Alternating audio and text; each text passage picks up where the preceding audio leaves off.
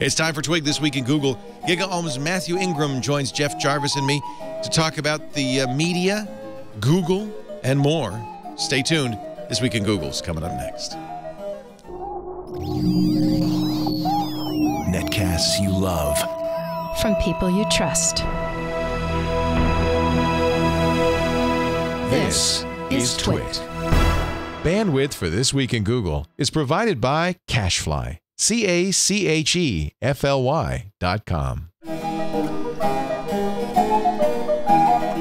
This is Twig, This Week in Google, episode 228, recorded December 11th, 2013. Are you a robot? This Week in Google is brought to you by Hover.com. Hover is the reliable domain name registration and management service that's simple, honest, and easy to use for exceptional customer support and 10% off your new domain name. Go to hover.com/twig and use the offer code TWIG. And by Jira, an Atlassian product. Jira is the project management solution for teams planning, building, and launching great products. To learn more about Jira and try it free for 30 days, visit Atlassian.com/twig. And by Personal Capital. With Personal Capital, you'll finally have all of your financial life in one place and get a clear view of everything you own. Best of all, it's free. To sign up, go to personalcapital.com/twig. It's time for Twig This Week in Google, the show that covers Google, the cloud, the Googleverse, the Twitter, the Facebook, and all that jazz. Gina Trapani, as you know, has the month of December off as she relocates to the East Coast. I guess she's going in a Conestoga wagon. I don't know why it takes 4 weeks, but that's the way it is. We miss her. We will have her back January. But meanwhile, still got Jeff Jarvis, professor of journalism. Get rid of me. I'm like a bad cold. Better not get rid of you. Sticking around. No, Jeff. In fact, I welcome this opportunity to spend a little time with Jeff because he's one of the smartest guys I know. And Gina just slows us down with like facts. So Jeff Jarvis, professor of journalism, City University of New York. He's the author of Public Parts, a great book about living in public and privacy. Also many other things, including Gutenberg the Geek, the single from Amazon, which is now an audiobook read by Jeffrey. And many people don't know, but you for many years were a television critic. Indeed, I was. TV critic and People. A TV guide and People. Yeah. And you worked for the Examiner, right? Yes. In San Francisco? I had a column way back in the day called Take 5. That's what I read religiously. And I've been a Jeff Jarvis fan since then, since Take 5. Yeah. Kind. You're always too kind. No, I loved it. The Examiner now is I don't know what. It's like a free weekly or something. It's not. Well, what terrible. newspaper isn't a poor, thin, miserable shell of itself? But the Hearst Corporation, which ran, it was really great. It was like many towns, a two-paper town. They had the morning paper and your afternoon paper.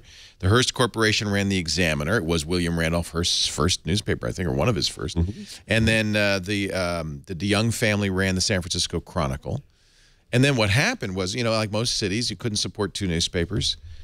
So the Hearsts bought the Chronicle. The Young family retired, and they said, "Well, we'll just give up the Examiner and we'll run the Chronicle." So in a way, the Examiner just changed its name. Yeah, that's all. Think of it that way. Freebie. So Jeff, lots of stories, but one that is really applicable to media coverage and frankly. Makes me, every time these things happen, wipe my brow. There but for the grace of God. A Google shuttle in San Francisco blocked by protesters, mostly because San Francisco's gotten very expensive, and there are a lot of people who feel that it's the fault of all these .com millionaires, Google and Apple and everybody else living there. And these companies, all the big companies, Yahoo, Google, and Apple, all have their special buses. And these buses use public bus stops. So protesters blocked this private shuttle, saying it's not right. You shouldn't be able to use the public bus stops without paying fees. The San Francisco Displacement and Neighborhood Impact Agency, they call themselves. And a guy gets off, or is, in any way, they're surrounded by television cameras, and a guy claiming to be a Google employee starts shouting at them, saying, hey, get a job.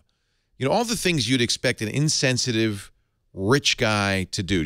Shall we watch the little bit of the, this is from the San Francisco Bay Guardian. Here is the, you can't hear me, can't? Oh, you can't. Look, I've been here for 6 months, okay? Right? And look, I live around the corner, and I don't need to tell you anything, okay? How much is your rent? Look, I can pay my rent. Can you pay your rent? Can you pay your rent? Well, then you know what? Why don't you go to a city where you can afford it? Why don't you go to a city where you can afford it? Turns out it's all staged. This guy's a labor leader. The whole thing is staged. The whole thing is fake. And, of course, a lot of news organizations got bit by it. And I always, when I look at something like this, I go, oh, God, there but for the grace of God go I. How do you avoid getting bit by something that's so blatantly a fake? I mean, well, you also, I think, you try to cover the story the way it is. What I tweeted about this whole incident was, I'm sorry, but this is the reason why I'm glad I am not in San Francisco anymore. It's the obvious proto-liberal, and mind you, I'm a Democrat, I'm a liberal, but I get sick of fellow liberals because they can really be pains in the butt. And what do you expect these people to do, right? So okay, that's fine. Kill all the buses. Every employee is going to drive a Mercedes from San Francisco to Mountain View now. Oh, that's good. And they're all going to have to park on the street. You're going to fight with them for parking spots. Yeah. But you know what the heck? You know what the buses? You don't like the buses? That's fine. Or suddenly they're all going to leave. Google's going to pick up and go to another city, and you're going to watch the real estate prices drop. Okay, maybe that's what you want, but that's not good for the economy. They're going to take the jobs away with them. You want that? What is it you really want? Why is you just complain somebody's making money? Now, there are issues to the new tech 1% that I think we have to deal with. There is a new creation of wealth in the tech industry that they've got to deal with responsibly. But in this case, it's your neighbors who have a job somewhere else. They'd rather live in San Francisco than Mountain View. And they are using a form of public transportation to get there and not clogging up the streets and not clogging up the roadways on the way to the peninsula. And I don't see anything wrong with that. And so it's just one of these stupid things that tries to make nothing into a cause. And that pisses me off. So from that level right there, you say, we TV news cameras are getting gamed at that level. If you even go out and cover this crap. And then you play along with the next level of being gamed, which is this guy making this stuff up. Beware. Within an hour of the original post, The Guardian learned that the guy was not an actual Google employee, even though they ran the story at first as if he was. But Max Bell Alper is a union organizer with Unite Here Local 2850. They asked him, why did you do that? And he said, this is a political theater to demonstrate what's happening in the city. It's more than just the bus. These are enormous corporations that are investing in this community. These companies like Google should be proud of where they're from and invest in their communities. I'm confused. I think what he's saying, don't invest in Mountain View, invest in San Francisco. I guess Google has an office in San Francisco. They should help pay for the bus shelters. Ah, well, they do, because the taxes that they pay taxes. Taxes. Just as much as Max Alper paid for the bus shelter. He didn't pay for he didn't give the city of San Francisco money to use the bus shelter. When asked if he intentionally intended to deceive media, he said, people are talking all over the country about what's happening in San Francisco. That's the debate we need to have here. The more we talk about it, the more we think about it, the more we're going to see tech companies need to contribute. He didn't respond. In other words, whether he intentionally deceived the media. He did say he didn't intend to engage in theater before going to the protest, but when he was there, he made the decision spontaneously to stage the argument. I got to point out, the protesters were wearing, as you saw in that video, were wearing, reflective vests. He wasn't. Oh. I don't think it was that spontaneous. He did not, when asked repeatedly by media who he was, and then they asked to talk to him, he did not. I mean, it was pretty obvious. It's a lie. Plain out and simple. Yeah. But it plays to the weakness of TV news. You know, I want to start writing about that topic, and I was going to talk to you, Leo, about this, is we need to reinvent television news. Right? We're assuming that it has to operate in its old, stupid orthodoxies, and we know what they are. We know what all they are. Covering fires, being taken in by PR events like this. What's wrong with TV news and how do we reinvent it? And if I look at new models, when I speak to companies, I've spoken to video, TV news companies around the world, when they come in and say, oh, what's hot in New York? And I always bring you up, Leo. I always show them Twig. And I twit, and I show them this magnificent absurdity you've created. It is absurd. I'll give you that. It is. But 100 to 250,000 people will sit here for an hour and a half. I just loved it on the chat room beforehand. Steve went on. Steve, God bless him, who can talk security 24 hours, said, Leo, it's already been 100 minutes. Isn't this a little long? He's turning over a new leaf. I want to be clear about this, Jeff. 2-hour security nows were the norm until recently. Yeah. So then somebody in the chat room complained and said, no, security now should be 2.5 to 3 hours. We should be all day. Yeah. So they'll just take as much of you as they can get versus, Vine. So you get everything from 6 minutes to 600 minutes. 6 seconds. Or 6 seconds. Thank you. And everything in between, and TV can be rethought. But this is just silly story is an example of TV news assignment desks taking up, whatever flackery is sent their way, sent in cameras as if it's real news when it's just made up BS. Well, and by the way, I think that they, by doing that, do a disservice to the story. So, yes. There are all sorts of things that media does wrong, the he said, she said kind of coverage that CNN is espousing. But also, if it bleeds, it leads. And news has always done this. The more yelling there is, the more controversy, the more visceral and emotional it is. Everybody knows this. That's why YouTube, I remember talking to Tim Street, who's a great video maker, and he did a lecture on how to become a viral video. He said, the more emotions you can engage in a shorter amount of time, the more likely you are to get viral. If you can make people laugh and cry and be scared and jump for joy, you're going to be huge. And local television news has known that for years. What's unfortunately, I think, anathema to television is the idea of abstract ideas you can't illustrate with pictures. It's so hard to do because people have to sit there and watch people like us talk and think. And I think there's legitimate, I don't know what the answer is. The city of San Francisco is becoming gentrified. That means... it's been gentrified for years and years and years and years. When I was there, I couldn't afford an apartment. There are people in the Mission District, which is a beautiful district, where a lot of low-income people live. And they're being evicted and forced out now because it also happens to be a very popular place for the yuppies. Do we still call them yuppies? For the yuppies to move in. I think we call them Googlers now. Now they're Googlers. Dinks, dual income, no kids. The same point, right in the center of San Francisco, in the center of, the center of the universe, you go through the Tenderloin, and it's still the Tenderloin. Hey, you could still shoot up in the Tenderloin on the street, and nobody will bug you. Yeah. So there are places to stay. I do feel a little bit bad for people who have been living in San Francisco. And one of the points these guys make is that San Francisco has always been a very diverse and interesting culturally, and now it's getting more uniform. It's just a bunch of nerds, of guys in vests, guys of hipsters. Yeah. Wow, that's. Okay, eat your heart out, Chipotle. Lisa just brought me lunch. What the hell is that? Is that a macho burrito? That's the medium. Jesus. Let's get an overhead shot of that, please. Well, what's nice is it kind of looks like the Mexican flag. Wait a minute, where's the microphone? Where's the camera? It could be the Mexican flag. I'm going to eat the Mexican flag. And this, my friends, is why you can't get an apartment in San Francisco. You can't fit. Actually, the same things happened in Petaluma. The Petaluma Hotel, which is across the street here, was a residence hotel. That means low-income, poor people, older people were living there cheaply. And somebody bought it, and it's turning into an actual hotel and kicking them out. Yeah.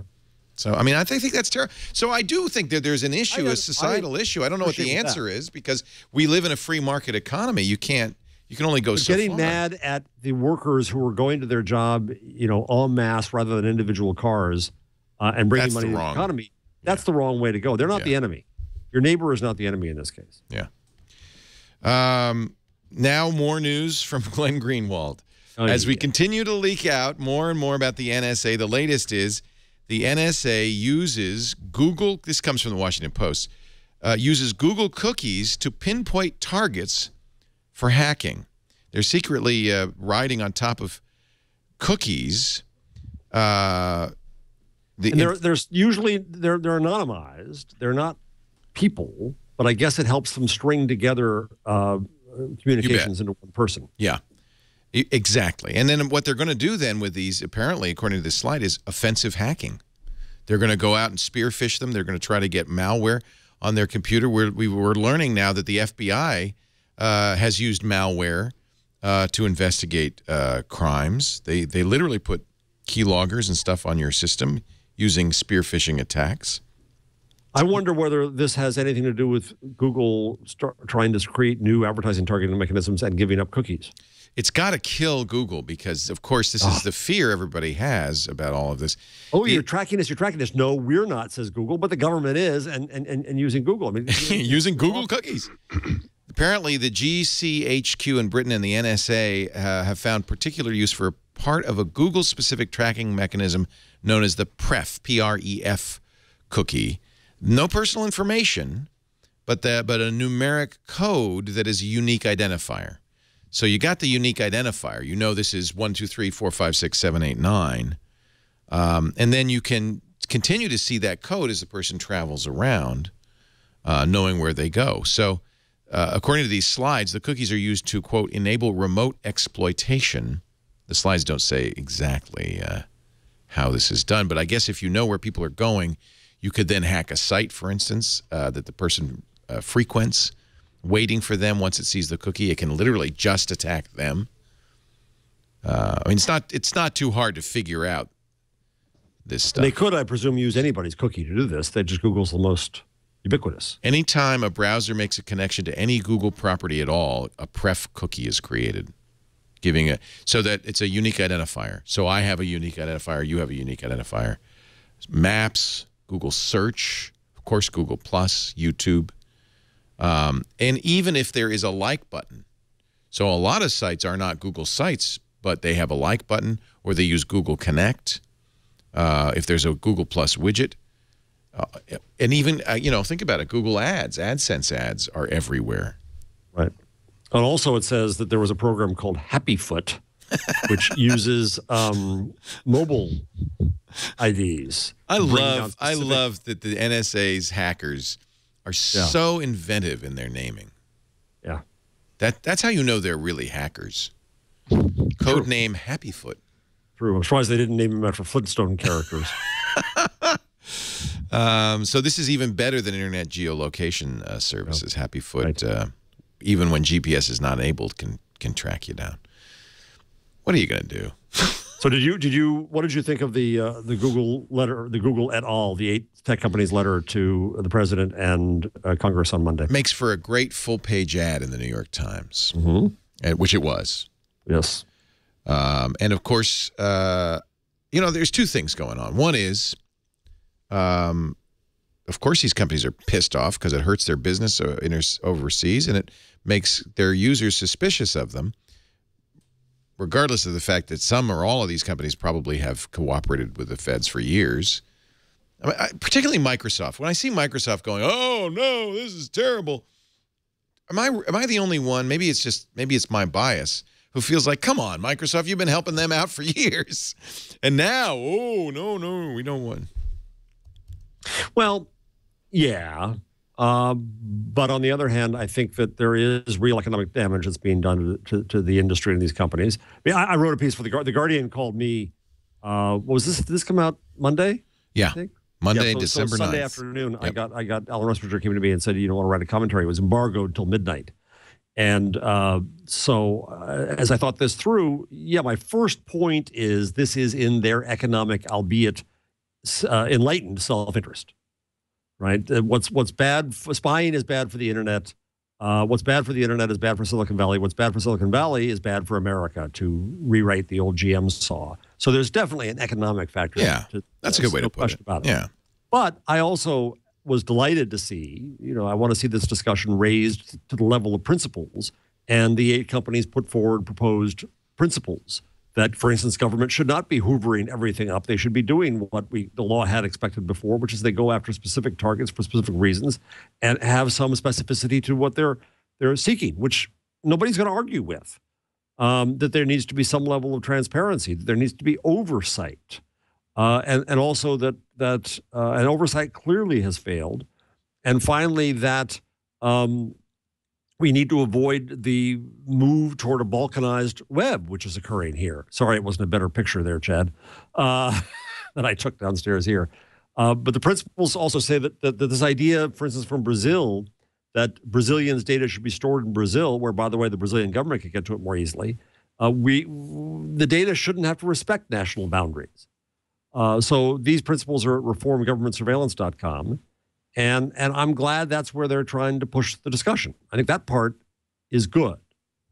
Then I argued that there are things that are missing here. Oh, sorry, my light thinks I'm dead. Now I got to stand up all the way. It's because you're pink. Jesus, I got to get all the way over there. So this is something the university implemented to save power. Yes. And I noticed you're also freezing your ass off, so they must have turned off the heat to save power. Yeah, it's a government employee. It's torture. Wearing a safety vest. Oh, yeah. Bulletproof, actually. Yeah.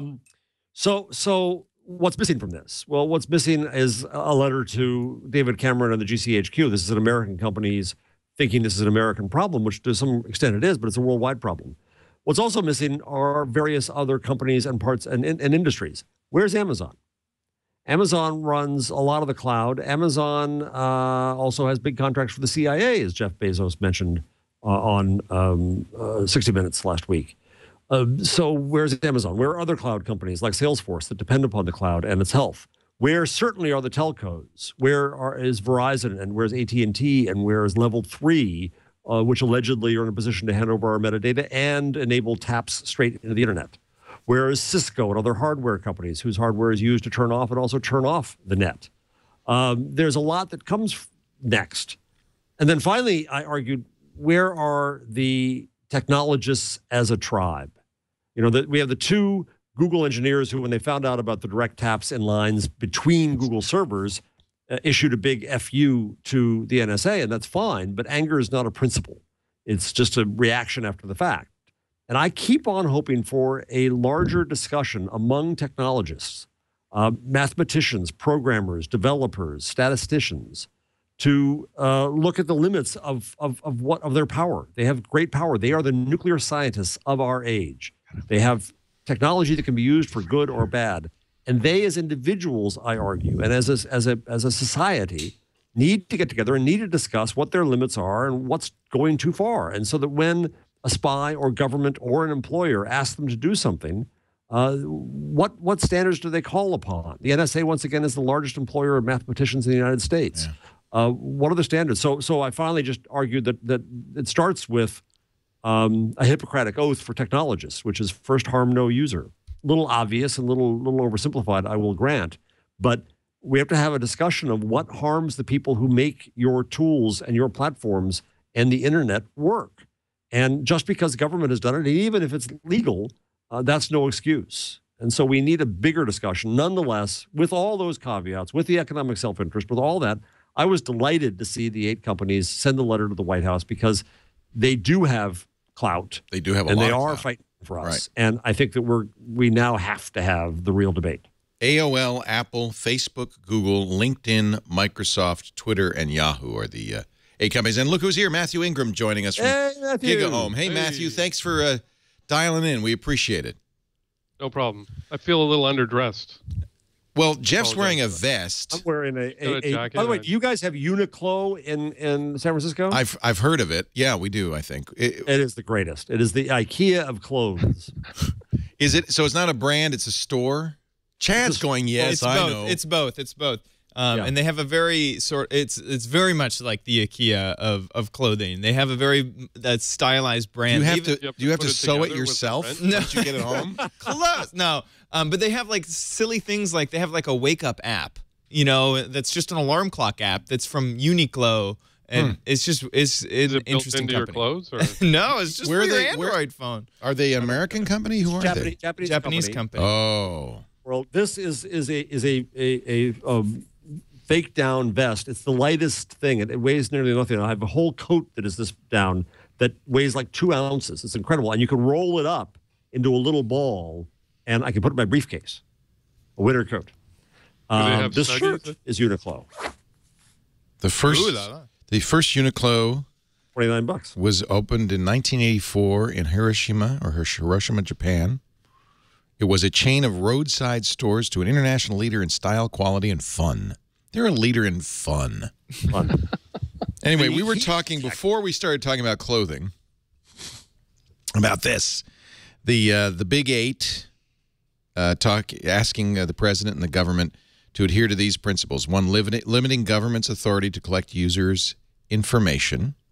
And they say that it's time for the world's governments, so they did address this to the U.S., but they say it's time for the world's governments to address the practices and laws regulating surveillance of individuals and access to their information. So it isn't just President Obama, it's everybody. Oversight and accountability, transparency about government demands. These are the companies, by the way, well, at least Facebook, Google, Apple, Twitter, Yahoo, and Microsoft, who have been publishing those transparency reports, taking Google's lead. But they can't say much because the Patriot Act prohibits them from saying anything too specific. Respecting the free flow of information and avoiding conflicts among governments. You know, you got to start with that. If there's no more war, if there's no more conflicts between governments, then who needs all this spying? What we really need is a global world government run by corporations. That's what we need. Larry Page for emperor. Well, that's how you become, and then you become the president of the internet, Leo, and thus the president of the world. We need the League of Justice. That's what we need. That's SHIELD. Right. So you can read it all at, as Jeff said, reformgovernmentsurveillance.com. Has anybody mentioned the term motherhood at all? No apple pie or motherhood. I mean, you know, I'm in favor of all those things too, and it would be great if we could make them happen. But how? Are they going to help that happen, or is it just a statement of, wouldn't it be great if we were all free? I'm not so cynical about this. I think that you know there is now a discussion. You know, the discussion had to wait until. I'm disappointed, or remain disappointed, and I've said it on the show that Google and company, all those 8 companies and more who aren't there, didn't do this 6 months ago in this 7-month-long story. They tried to hide. I talked with executives at other companies who said, no, we don't want to get anywhere near this. If we just don't talk about it, it kind of goes away. And I said, BS, it's not going away. And so when it finally affected them so directly with taps in their own lines among their servers, they got mad enough to do something. Same as Dianne Feinstein, your senator, Leo. I know. I know. You know, was the love girl of the NSA until they went after Angela Merkel. Oh, that's one of mine. Can't do that. And you know, God helps they're tapping Diane's phone. So yeah, this took too long, but I still think it's important that it's happening. There is now a discussion. There is going to be a review and reform in this country of some form. So it's time that we start getting the specifics. So I think proposing principles like these is a very constructive act. And the first principle of trying to limit what you do to what's needed to do, to define a need, rather than saying just because we can gather it all, we will gather it all, that is the crux of the argument. And certainly in the U.S., I doubt the GCHQ cares one whit, but certainly in the U.S., these 8 are important for camp. I mean, this is when President Obama was running for president, he came to Silicon Valley and talked to these people. These are important thought leaders in the United States. It's a very important part of the U.S. economy. And I guess we could take it, I don't want to say at face value, but I guess we could take them as being sincere and saying they'd like to solve this. Yeah, with the given of their economic interest. I mean, they do have self-interest at work. Simply, yes, their company. That's all it requires. But I'm also happy that we're having this in the U.S. And my putative sometimes boss, Alan Rusbridger, the editor of The Guardian, was called before a Parliament Select Committee a week ago, and it was a shameful, horrid performance from some of the MPs there who questioned his patriotism for revealing government's actions to government citizens. And the attitude in the UK is oddly very different from what it is here. What is the attitude there? What is the attitude there? The attitude there is, it's said that Brits like spies, oversimplification, but there's less hostility to a spy structure, you know, James Bond and all that, Jean Le Carré. More substantively, you also have a war going on among the newspapers. And because The Guardian reported on the bad activities, the spying, the phone hacking of News Corp, that's leading to new talk of regulating all newspapers. And I'm not actually in favor of that, but be that as it may. And so all the newspapers hate The Guardian. And so nobody's standing up with The Guardian, even as this shameful performance occurs in Parliament. I don't think it's just that, though. I think there's a and this is just based on, no scholarly research whatsoever, but there seems to be an attitude in the UK and in Canada as well that freedom of information is not a sort of absolute, and that when push comes to shove, those societies are much more likely to say, well, the government wouldn't be doing it if there wasn't something important behind it. Therefore, right. we I should. You're right, Matthew. There's a reflex to regulation. There, a reflex to trust. When I talked about public parts in Germany at the Republica conference before I wrote it, and I talked about what I call the German paradox about privacy, somebody in the audience said, well, what about the American paradox? And I said, well, what's that? And they said, the American paradox is that you Americans have probably the best government of anyone in the world for the last 200 years, but you have sometimes the least trust in government. You have some of the worst companies, but you trust companies more than we do in Europe. And so in Europe, it's the opposite. There's much less trust of companies, much more trust of government. There's a libertarian streak here, even if you're not. So you're right. I think that's the difference, too. And I think you're absolutely right, Matthew, that Canada is certainly, not only because it was part of the empire, but Robertson Davies used to say that Canada is more like Scandinavia than like the U.S. Well, and the principle is peace, order, and good government, right? Right. Not life, liberty, and the pursuit of, a big gulp or whatever. It's peace, order, and good government. Sorry, I changed that. Hey, I want to take a break because we have to, but I'm really glad Matthew's here. Matthew talked a little bit, wrote about hoaxes on GigaOM. We were talking before you got here about the Google protester hoax and what this means for new media. I want to talk about that. According to the Financial Times, YouTube could be stand to make as much as $5.6 billion this year in advertising. Whoa! And the Upworthy problem. I think you, Matthew, and Jeff will know what I mean when I say that. Facebook and Upworthy. We'll talk about lots more. This is a good panel for this kind of thing. In just a bit, as I mentioned, Gina is off this month, but contrary to rumors, she is not off the show. She will be back in January. We're doing a special show, actually, for Christmas Day. We're going to do a best of. Is it too late now to contribute to the best of, Chad? Have you already edited it? All right. Nope. If there are memories you have of the year 2013 that you think should be in a best of, go to twit.tv/best-of. Twit.tv/best-of. And it says things like, what's the time code? Please don't. What's the frequency, Kenneth? Don't be put off by that. Give us whatever you know. If you happen to know the time code, okay, but I doubt you do. I don't. We're looking for stuff like conversations and big topics, not like Jeff sneezed a whole bunch in this video. Well, that's filler. Conversation, Jeff sneezed. I want to see a chart of my skin colors through the year. Pink or pinkest. Well, twit.tv/best-of to contribute. And by the way, don't forget that then 2 weeks, the week after Christmas. So next week we'll be here. Christmas Day we will be doing the best of. The week after that, New Year's Day, I will have been broadcasting all day before because of New Year's Eve. We're doing the 24 hours of New Year's. So do I have to come in, Chad, and do This Week in Google the next day? I don't think we've thought about this. I don't think we have a contingency plan for that yet. I may be in jammies. Of course you do. You may. Of course I do, says Matthew. Of course you do. Hey, I noticed that Ohm gets to go to Paris. What about you, Matthew? They leave you the keys to the blog and said, "I'll see you later." I'm in the web. Leo, you'll get to go to sleep at 4 a.m. I mean, that's true. I'll have plenty of rest by the time we are. Yeah, you'll have at least. Yeah. Well, we are doing security now the day before, so maybe I could just come in at noon or 1. Maybe we should move all your shows on Tuesday to that day because we have 24 hours to fill. We'll figure it out. We will. I'm going to be drinking champagne 27 times in that 24 hours. Because there are 27 New Year's countdowns, and we're going to do each one. Many of them, we hope, will be Skypes to that region. So we'll welcome 2014 27 So times. You're going to be hammered. You could say that. You're going to be unintelligible. I don't know what I'm going to be, but it's part of the amusement of all this is watching me dissolve. Bit by bit by bit. You know what? Somebody's got a good idea. I'll Skype in for the shows via my Xbox One. I have a nice recliner. I'll be lying there like this. In your snuggie. What do you think?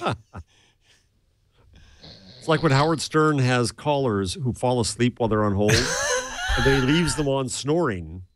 I think he's had one on for an hour, just snoring the whole time. Oh, yeah. It's a good joke. It's a great joke. Are you Leo kidding? Can go to sleep. It's brilliant. Brilliant. Chad has to go running across town to bang on the door to wake him up. Yeah, I like that. You're right. I have no idea. I mean, I've done these before. We did a 24 hours of iPhone when the iPhone came out. That was in 2008. We did it on Tech TV. We did the Call for Help-a-thon. So I've done this before, but I was a lot younger. All I can say, one word, catheter. Our show today brought to you by Hover.com. Hover has simplified domain name management. Get yourself a great domain name for less. Don't have to do all that upselling that the other ones do. Not lots of clicks to get a domain name. And, of course, they know when you want a domain, you're going to want privacy, so that's included in the price. They don't believe in hiding functionality or requiring extra payments for things that should be included, like Whois privacy, subdomains, URL forwarding. Hover.com, they are the best. They only offer services that enhance the domain name experience. They only partner with companies they believe offer customers their best value, just like us. Hover Email makes it easy to create a memorable email address and not have to worry about, changing addresses in the future. Hover's honest. Hover is the way to do it. I want you to go to hover.com, hover.com/twig, and take a look at what Hover has to offer, including Google Apps for Business. You don't have to be a big business to do this. A family could do it, a club, a group. You get everything you love about the full suite of Google productivity apps, Gmail, Calendar, Drive, Docs, the whole package, 25 gigs of storage, and support from Hover, which is really nice. I mean, this is a great... If you're not sure if this is right for you, there is a 30-day trial to see what you think. I think this is a great idea, a great way to use Google Apps. Hover offers all the big top-level domains. Of course, .com, a lot of the .coms are gone, but they have a full range of .nets, and I think that is really probably the next best choice. .org, .tv, that's what we use, .pro, .mobi, .biz, and now .io. They also have country designations, .ca, .us, .asia, .uk. I think you're going to like Hover. That's why we've arranged a special deal. Use our offer code TWIG. ThatNewThing.me. .net, ThatNewThing.net is available. I'd sign up for it right now. That new thing that you're into, $15 and you're in. But get 10% off. Don't forget to use the offer code TWIG. Save yourself some money. Hover.com/twig. We love them. We use them. We encourage you to do the same. Matthew Ingram is here from GigaOM. Jeff Jarvis, City University of New York. Gina has the week off. Nice to have you both. It's the Upworthy problem. All of a sudden, I don't know about you, but all of a sudden I'm seeing all these Upworthy posts in my Facebook feed. And now Upworthy's not new. I thought maybe Upworthy's doing something really good. They do, they have these great headlines that make you feel good about life. And then when you go to watch that silly kitty video at Upworthy, they make sure that you have a big button that says pass it on, and they have a big Facebook button. So, but there is another reason why Upworthy's showing up all the time on your Facebook feed. Matthew, you wrote about this. Yeah, the biggest reason is Facebook. So this happened right the same time that Twitter's IPO happened.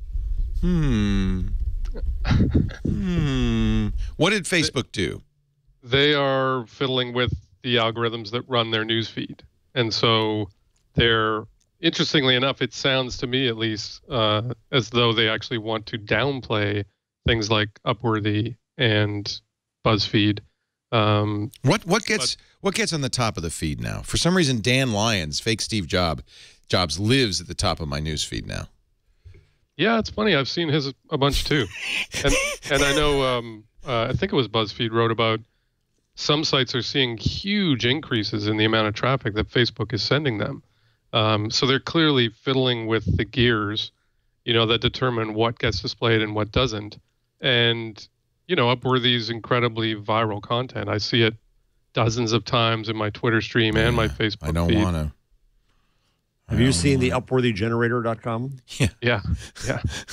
It's become a cliche. It's just as BuzzFeed has become its own cliche. Upworthy has become its own cliche. And all it is the old school. I mean, I was a tabloid guy. I wrote those headlines. I know what it's like to do that, and it's tabloid. That's all it is. Upworthy generator. Here's an Upworthy generated headline. Try not to let your jaw hit the floor when you hear these two words. And then a video of a woman crying. And how can you not click on that? Let's create another. This is so awesome. Watch a legendary high schooler become a role model with one question. Their favorite is, this guy did something and you'll never believe what happened next. Here's what happens when a director stands up for people who can't. And a teary woman. Here's what happens when an NBA coach gets real about the biggest problem in America. Those sound like real headlines. You need to drop everything and hear the tear-jerking two words this trailblazing author found.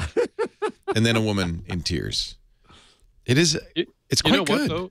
People click on them. Like, in a way, it reminds me of spam, the early days of spam. The reason why they did those things was because people clicked on them. And Upworthy works because people click on them. Well, you know what? It's interesting. I talked to Tony Hale, the founder and CEO of Chartbeat, a wonderful company that does great analytics on pages. And we need to have Tony on sometime. But he said that what they're finding in part is that a lot of people share things before they read them. Yeah.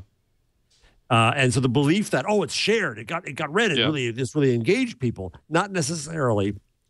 You just kind of see that little reflexive moment and you send it off to somebody else, and that's how this crap rises. Well, and people see a headline like, this coach did something amazing to stop racism or something. Well, you want to be seen as someone who doesn't like racism, so you're going to share it. It doesn't matter what it says. And you don't read it. No, of course not. You don't watch the video. Who has time for that? I only have time to share. And in fact, Twitter, I was just noticing today, the mobile version, they've added retweet buttons right below the content, so you don't have to click on the tweet, and so you can retweet it literally without even reading it. It's much more convenient that way. Yeah. Well, I bet you see this too, Matthew. Is all the time I'll put up a post and I'll tweet it, and before anyone could possibly have read the post, I start getting reaction. Yeah, and retweets. Why would you write that? And I know some of it is bots. Like some, in particular, Mashable stuff gets retweeted 500 times before even a robot could read the text, because everyone's trying to sort of draft off of their social. But the comparison for me to Upworthy is SEO. So SEO headlines. Remember when we were all upset about those? This is sort of a similar thing. It's emotional SEO. So these headlines are sort of being sort of calculated to tug at your heartstrings, and it's human heartstring optimization. Yeah, except it's gonna fail for the same reason SEO did. Yeah. People will get used to it. Matt Cutts. So now all the headlines sound the same, right? They're calling Matt Cutts. So and Google and Facebook are both gonna, particularly Facebook is tweaking its algorithm to try and drive that stuff down, I think. What is Facebook trying to accomplish? They want more news. What's this bit about Facebook wanting to be a news front page? What do you take on that? So, well, that's what I wrote about today, because I that was a cue for you, Matthew. Yes. Yeah, Mike Isaac talked to some anonymous sources at Facebook about what Chris Cox, the VP of product, thinks about, and what Mark Zuckerberg thinks about when they think about what they want the news feed to do. And what they want it to be is like a newspaper, a place where you get all the stuff that's important to you. And so the tension there is, obviously lots of people just want to share cat gifs and photos of their child or whatever, or stupid things like Upworthy posts. So, but Facebook doesn't want them to do that. Facebook wants it to be high quality and sort of important in a way. That's my sense. Is their algorithm looking at does their algorithm look at what I consider high quality, or what is generally considered high quality? I think it's looking at what's generally considered high quality. See, that's where it fails. There were some other sort of clues. A lot of this is sort of it's smoke and mirrors in a way. So it's all suggestions. And so Peter Kafka talked to someone about the newsfeed, and they said, we want fewer internet memes and more kind of 1,000-word serious analytical pieces. But I'm not clear on whether that's because people seem to like 1,000-word analytical pieces or because Facebook wants them to like long analytical pieces. And or whether they see internet memes are getting tired. I don't know. Well, I think they want the feed, let's put it, to me at least, I think they want the feed to be more serious because they're hoping that it will attract advertisers. That's my own sense. Obviously no one. That's funny. Newspapers don't attract advertisers. And my point was newspapers as sort of gatekeepers. The problem comes when editors decide that they know what you should read and you don't. And so and I think that's part of the tension between newspapers and other ways of consuming information. If Facebook just wants to take over that role and say, we're going to show you a bunch of stuff that you're not actually interested in, but we think... we got people to do that. We don't need... Yeah, Facebook. We already have people do that. There's not a lot of future in that, don't we know, Matthew? Right. You say in your article on gigaohm.com that Facebook... Actually, you're quoting McIsaac, but the Facebook is delaying support for animated GIFs for this reason, fearing that the stream will fill with memes. And they've specifically, like Chris Cox, the VP of product, has apparently specifically mentioned that he doesn't like BuzzFeed. And so, if I was BuzzFeed, that would certainly make me a little nervous because Facebook is a huge platform. And how much of their referrals come from Facebook? Right. So a lot of that sort of brings up the same issues around building your business based on, sharing through another platform. If Facebook suddenly decides, like they did with social readers, remember when The Guardian and Washington Post had social readers and their content was shared millions and millions of times, and then Facebook made a tiny change in the algorithm, boom, dead. Well, what's interesting there, Matthew, too, it goes back to your analogy about SEO. Twitter puts your feed in whatever you asked for. There's no algorithm in the way. Facebook has an algorithm in the way. Google Plus has an algorithm in the way. Right. SEO is an algorithm in the way. Those are the new gatekeepers, and so they can adjust for these things. And so BuzzFeed figured out how to game Facebook. Yeah. And Facebook is evidently going to fight back. Now, whether they have the right formula for what people want, but if they don't, they're going to see the numbers right off the bat. And they're going to stop. They care about engagement. And in a way, it's like, so you figured out a trick, that involves card counting or something. You're at the tables in Vegas. Well, the house always wins, right? Facebook is the house. So. Well, and you say, your headline kind of says it, Matthew. Meet the new boss, just like the old boss. Yeah. And if you have any question as to what Facebook's motivation is, note that while they haven't turned on animated GIFs or GIFs, they have turned on videos that autoplay in the stream. Right, exactly. Which is extremely annoying, but it's something advertisers would obviously want. Incredibly annoying. And a big part of this is it's obscure, right? The same way newspapers were obscure. You didn't know why the editors were choosing those stories that were on the front page. You don't know why Facebook is showing you certain things in your stream and not other things. You don't know whether it's because an advertiser paid them to or because their algorithm says certain things about you. You just have no clue. And I feel like we can see it now. I mean, I noticed this algorithmic because it's weird. And I'm seeing Dan Lyons like every other post. That can't be right. And the same thing with Google Plus. So do you think, Jeff, this means Twitter wins because it is on, there's no intermediary? Well, or does it lose because it can be junked up with it's memified. Yeah. And even it has started changing. It's no longer just the sort of chronological, for example, conversations. I don't know what you think about that, but where tweets are connected by a blue line, those actually alter the flow of Twitter. So you will see old tweets show up. In fact, I see conversations multiple times.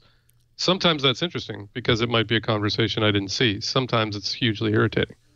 By the way, I love you, Dan Lyons. I don't want you to think, because I follow him, and I think he's great, and I think he's hysterical, and we're going to have him on our show soon. But it's just an example. But I look through my Facebook feed. Okay, so the #1 post from a guy I follow is from ican'tbelieveit.org. Strange and improbable animal friendships, 30 pictures. I'm going to click on all of these. Then there's an ad For free meals from Plated. I don't know what that is. I don't care. Boy, I got that ad too. And by the way, do me a favor. Go back up and look at the label on that. The label on top of that ad says, I think it's something like recommended post or something. Oh, it doesn't? Yes, suggested post. It doesn't say ad. Post. It doesn't say ad. It does down below say sponsored. It is but above, suggested by whom? Suggested by the advertiser who paid us good money to suggest it. And this is very annoying. And I think maybe it also has to do with the new call out, the way these articles are called out. They really feel like, here's College Humor. Here's HubSpot, which is Dan's company.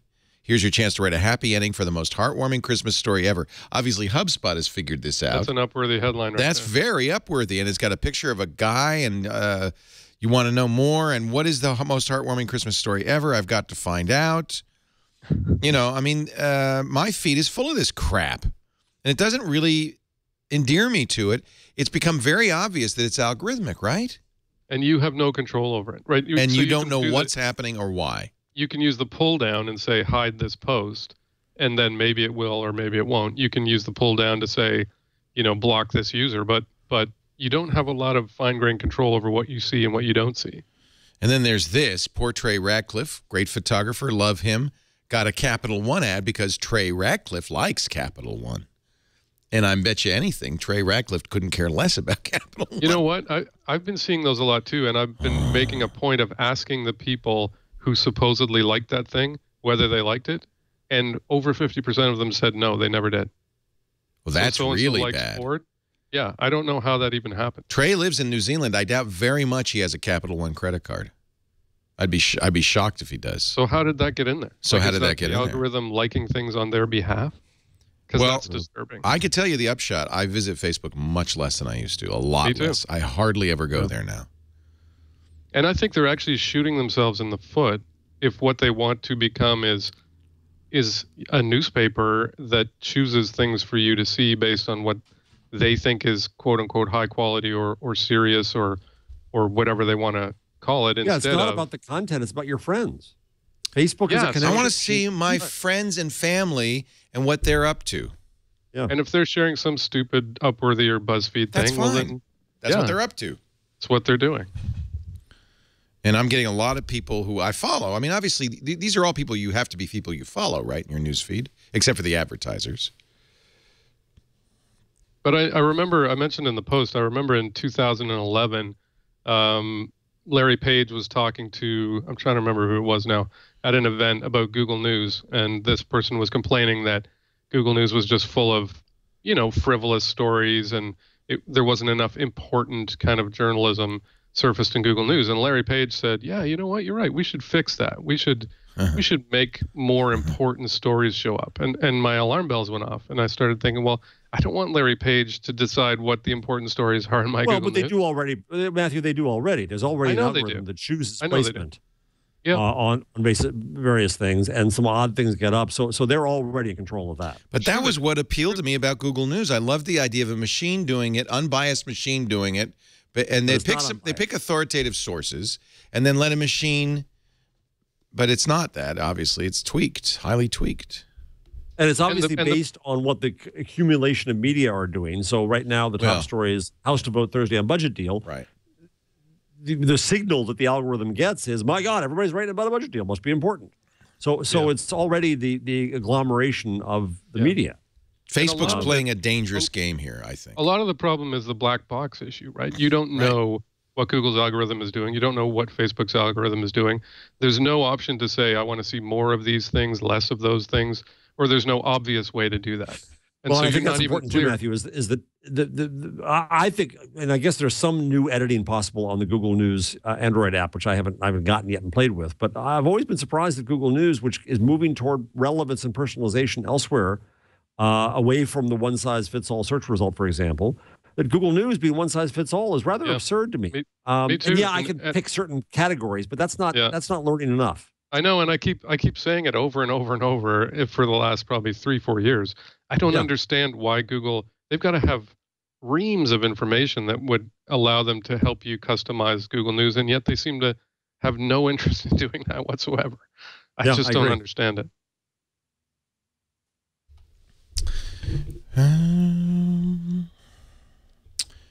Let's take a break and come back. I want to get our timing right on this one. We've got Matthew Ingram, Giga here. It's great to have him. Jeff Jarvis, City University of New York, Public Parts, buzzmachine.com.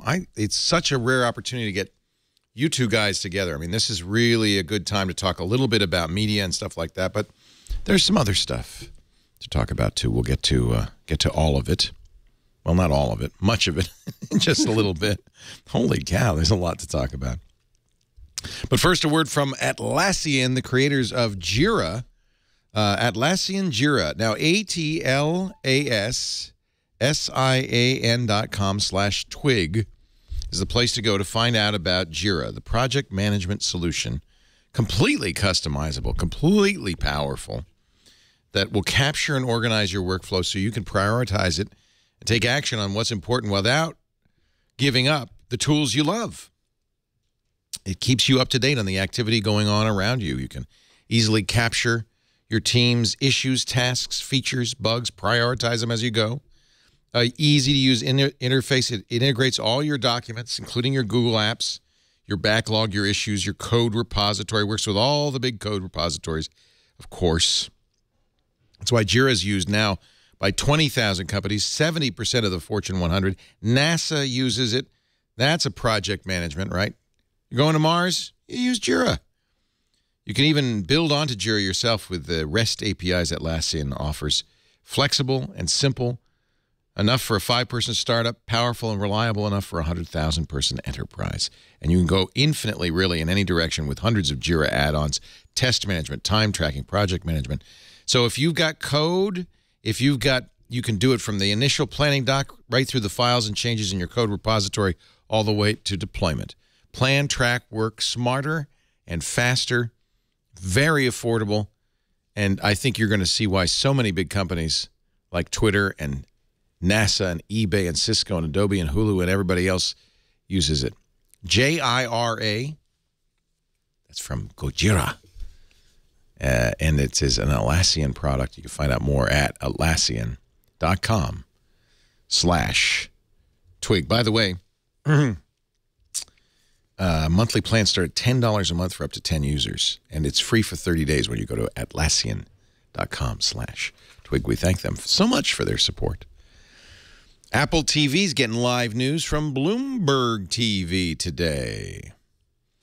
I keep wishing we could get our live stuff on Apple TV, but Apple is really the ultimate gatekeeper, right? How big is Apple TV? Do we have any sense of the metrics for that? Yeah, 31 million units. It's not huge. Oh. Well, it's the biggest. It's the biggest set-top box. Roku, last time I checked, this is a few months ago, Roku, I think, was at 13 million. And then it trails off rapidly after that. But you know, Time Magazine said the Chromecast is the gadget of the year 2013. And Google's Chromecast added, I think, 10 new channels. I guess what it seems to be now is that Google is the gatekeeper. And what they want to do is do kind of big rollouts. So they want to do it in clumps. So HBO Go, which I was watching the other day on my Chromecast, that's awesome. Vivo, the music service, Beyond Pod, which is a podcasting client, unfortunately paid a podcasting client. You have to have the paid version to get the Chromecast working. Some oddball stuff. Viki, which is, I don't know what it is, Korean and anime. And yeah, it's an odd list. It's not a very exciting list. Yeah. Hulu Plus, though, that's exciting. Pandora's been out for a while.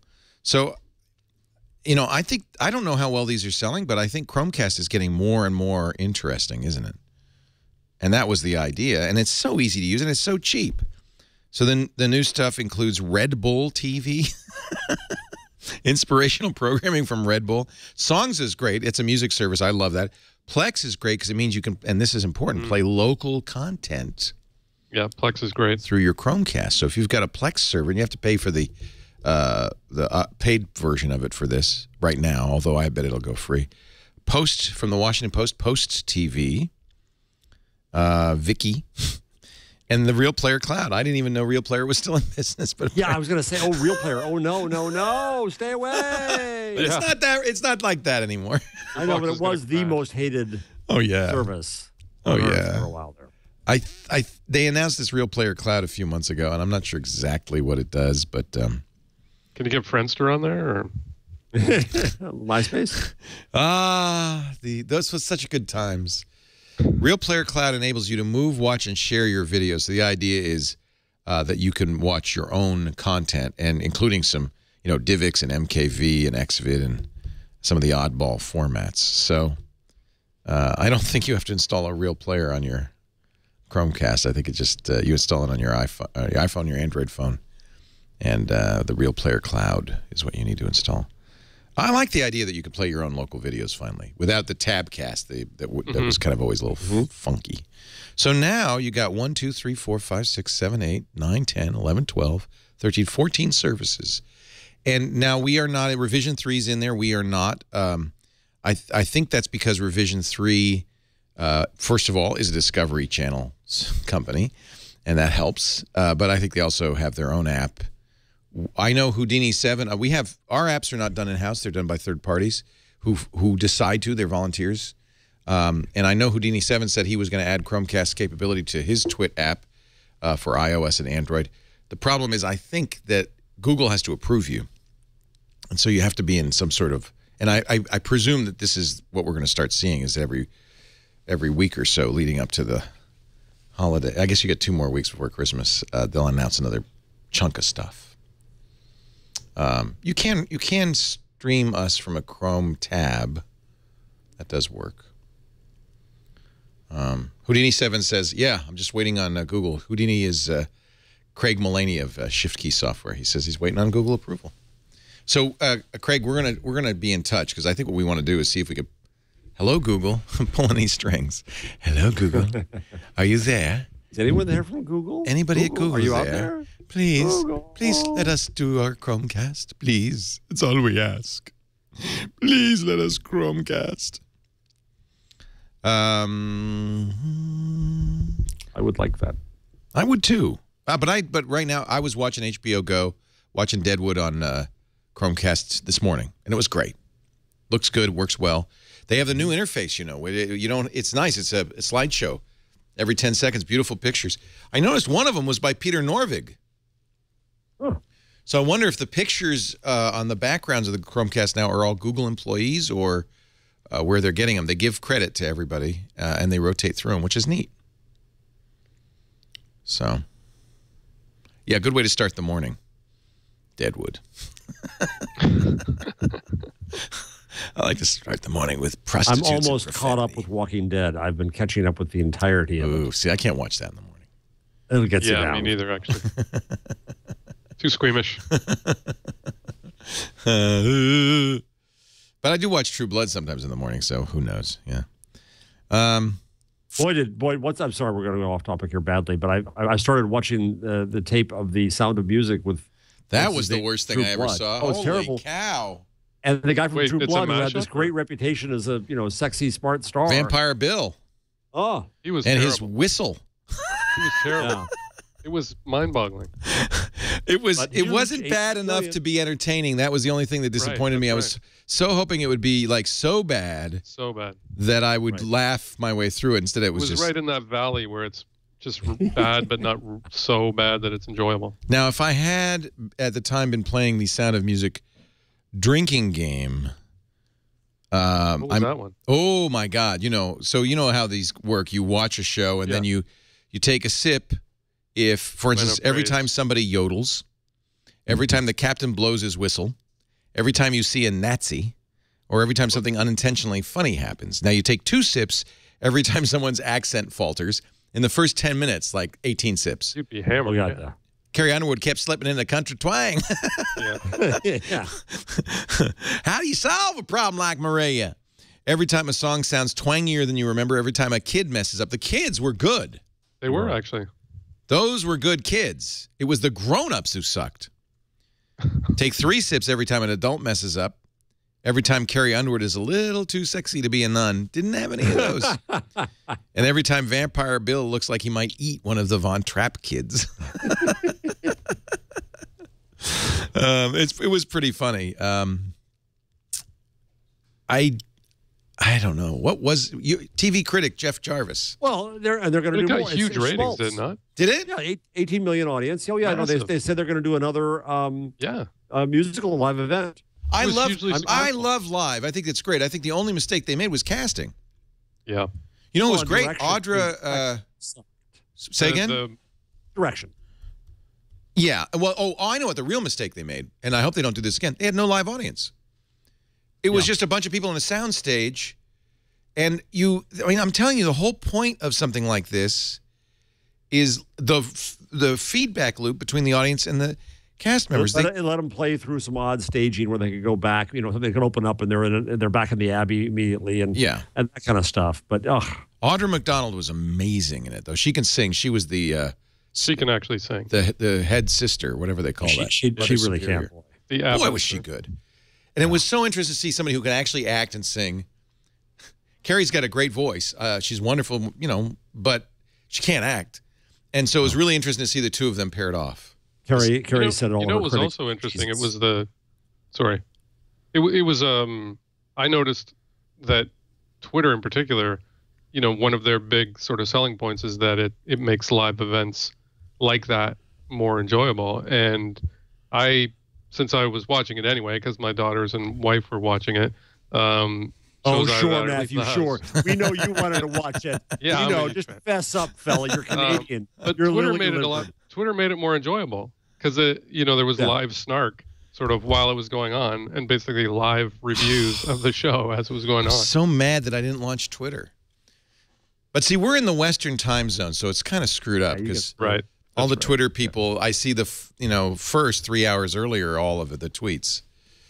A lot of them going, Nazis, Nazis. That seemed to be a big one. Someone should offer a feature where you can watch something you recorded or you're in the wrong time zone, and you can time code the tweets so that you can see the stream. Son Jake was gonna build that app years ago. Didn't, but yeah. What a great idea. You should be able to watch something socially whenever you want to watch it. Yeah, yeah, and just pull all the irony of Twitter is it adds the necessity of live. We got away from live in everything except sports. Yeah. And now an event like that, you're right. It's so much worse if you don't have Twitter. So I paused like a commercial or something, or I paused. Someone came to the door. I think it wasn't Sound of Music, but it was the Oscars or something. And it was all out of sync with people talking on Twitter. And it drove me nuts. Right.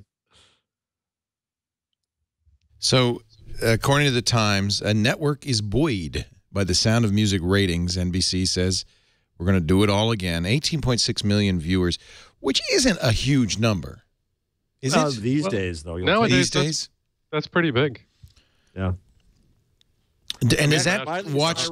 That's anybody who watched 5 seconds of it counts in that number, of course. And that's the question: is how many of those 18.6 million we're still watching in the second hour, and the third, and the fourth, and the fifth?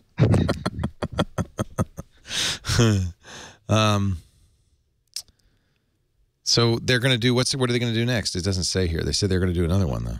I was surprised there wasn't a hashtag popping up with suggestions. Yeah. What would be a crowd pleaser?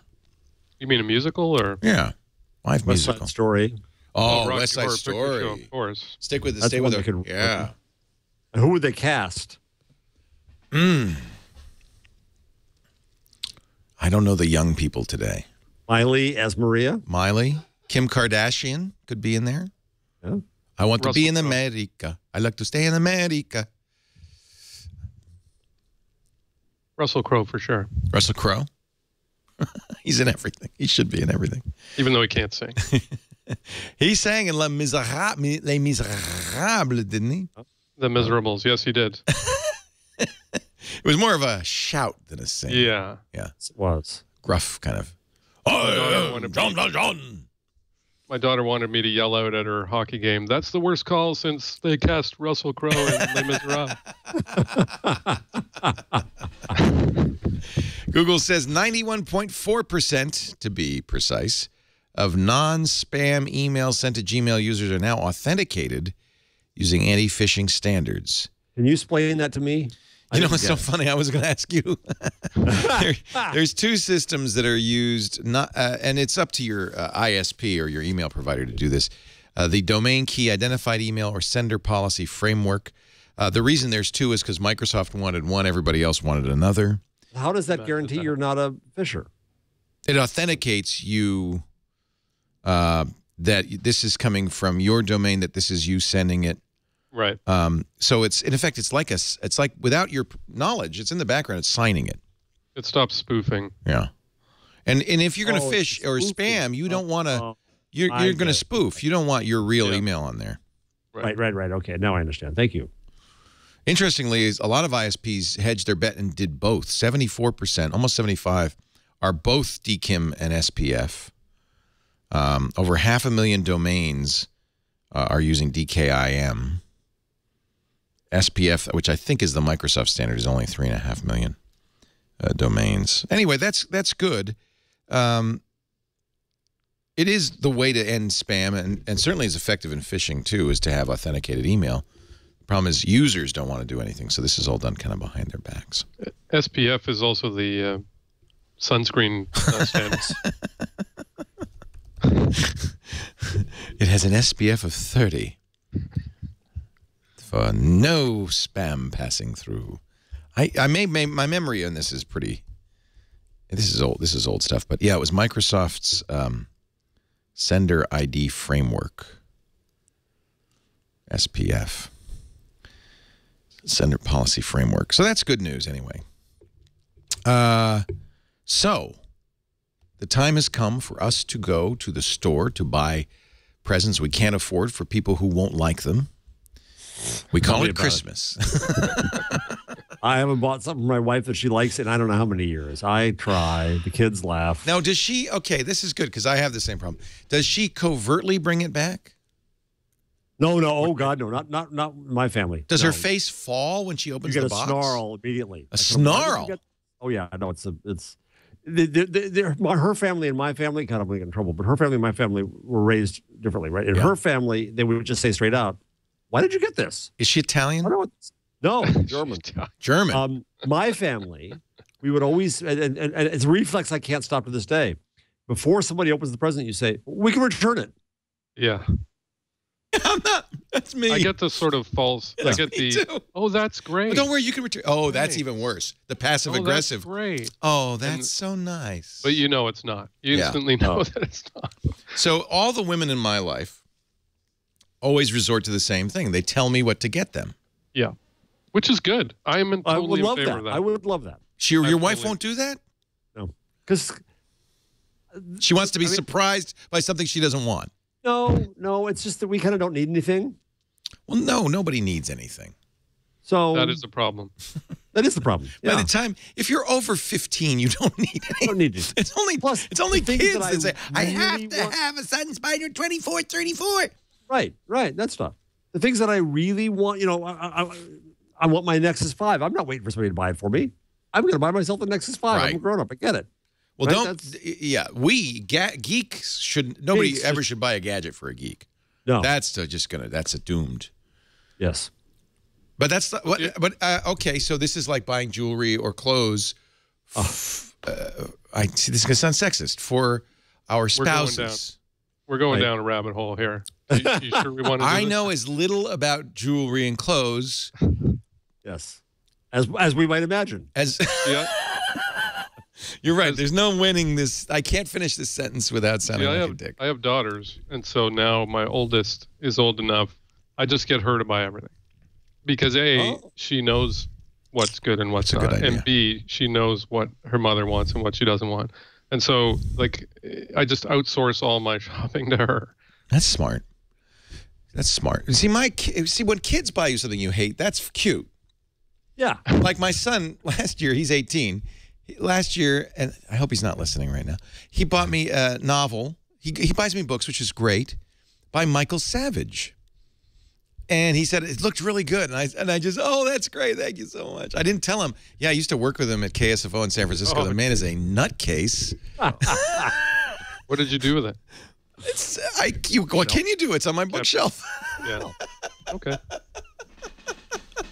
The other great thing is let's just put it this way. Grandparents can also buy magnificently ridiculous gifts.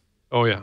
And there's that moment when you sit around and say, oh, let's open those now so we can have a good laugh. Right. Frankly. We open those on Christmas Eve. The aunt gift.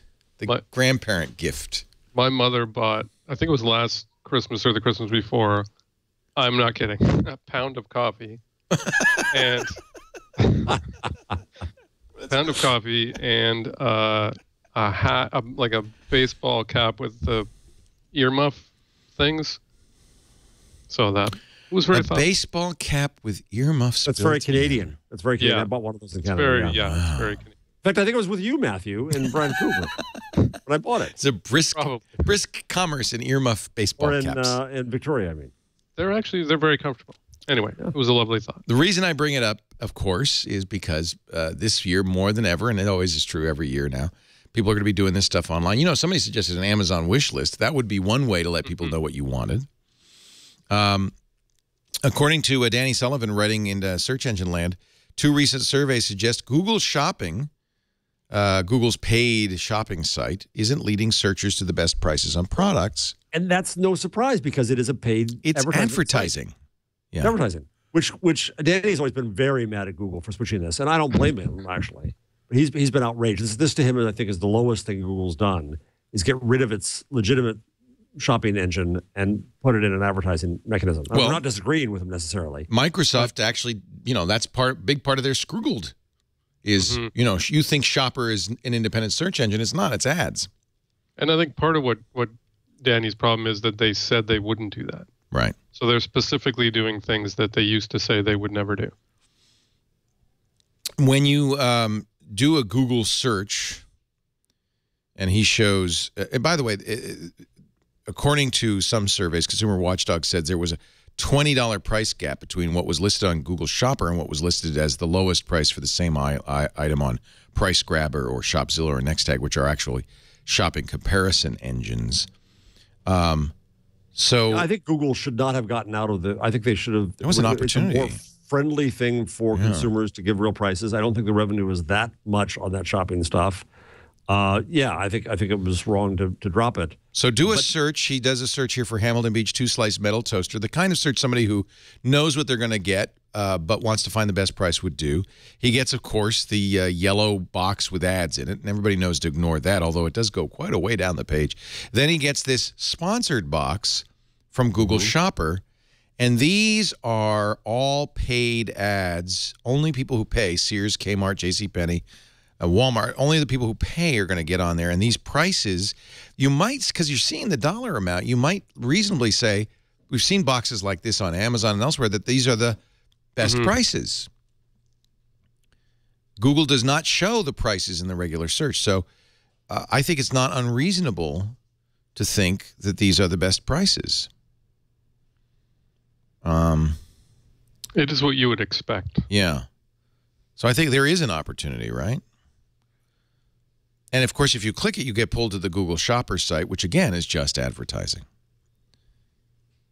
Yeah, maybe go to Amazon or Price, you know, Nextag or one of these other Price Grabber, one of these other sites. I saw a story today, I think in the Times, or where did I see it? Keith Kelly has come out with his new tools piece. It's basically a print blog. Kevin Kelly. Cool Tools. Kevin Kelly, yeah. Sorry, Kevin Kelly. Cool Tools is so good. Cool Tools. So now he has a print product. He's a print product based on this. I have it. It's awesome. And the QR code takes you straight to Amazon. And I presume he's getting a spiff on every sale made that way. I would hope. I don't know. I hope he does. Oh, it's so good, that book. We're going to have Kevin on to talk about it. Mark Fraunfelder, I think, helped him on it. It is the Whole Earth catalog. That's exactly the point. Yeah, it was the. I got a whirly pop from it. Really? Yeah, but they have QR codes in there, but, I did probably what most normal people are going to do, which is I made a note, whirly pop, went to Amazon, got the price, and bought it. Although I have to say, I do not do price comparison. I just figure Amazon's going to be the best price. And it does have free shipping. So. And free shipping. And soon it'll be a drone coming to your door, and how can you resist that? Yeah, wouldn't that be cool? So the chat room is telling me that according to TechCrunch, confirming it from multiple sources, Instagram, which is having a bit of a show tomorrow, we thought it was going to be all about printing, will be surprising people. It isn't just about printing. Instagram is launching a messaging service this year. Yeah. Actually, Ohm wrote about that, had a bit of a scoop saying that was coming. He knew. A couple days ago, right? Yeah. Messaging is huge. You look at what was the amount of traffic WhatsApp handles, and this is in a very competitive field too. I mean, there's dozens of these guys. So it's a very powerful stuff. And of course, Google Hangouts and Apple's messages are doing this using SMS on your phone in addition to the internet one. In fact, I just got prompted by Google to swap out my messaging app for Hangouts. I've done that on my phones, and I don't know if I hate it. I don't like it. Why? It's a heavyweight, and SMS was lightweight. Yeah, I know what you mean. There's just too much. The UI, it's hard to get back to the messages. Yeah. And it's cramming too much in together. Listen, I like Hangouts. I use Hangouts. To Leo's consternation, I use Hangouts. But they're trying to throw in too many kitchen sinks into it. Yeah, I agree. There's too much in one. SMS was so simple. Yep. I'm really, I have the in the dock on my Android phone, I have phone and used to have messages, SMS, and now I have Hangouts. But I think I'm going to go back to messages. They actually kind of screwed up the phone thing too. I don't know about you, but on my Nexus, the whole display of the phone, I know, it's the same thing. When you pull it up, it's now so confusing. I can't tell. So I tap on people and accidentally call them, but I really just wanted to look at their information. Yes. Yeah. So they need to do some work there, I think. They made a big deal about the new phone UI and KitKat. It's so worse. great. They're putting too much stuff in there. We want simplicity. Well, and of course that used to be Google's big thing, right? We just have a bar, a box, right? Simplicity was the whole deal. And now I wish they could get a little bit of that back. This is the entropy of technology. The entropy of technology is feature complexity. Creep. It's feature creep. Yeah. And there's nothing anybody could do about it. It's a law of nature. Well, and the only people who can prevent that are guys like Steve Jobs, who basically has people killed. Right. When they add new features. No. Because designers and developers, we'll just add this little thing because 5 people might think it's cool or because we think it's cool. But it's not just technology. When I started Entertainment Weekly, they were basically done with the design 6 weeks beforehand, and then the designers kept futzing, and I didn't know enough to stop them. And they futzed and futzed and futzed and made it awful. Look at car designs; they get over futzed. Futzing's a real danger in design anyway. Yeah, futz. No more futzing. Stop futzing. That's why you need a Steve Jobs, who really wasn't a designer.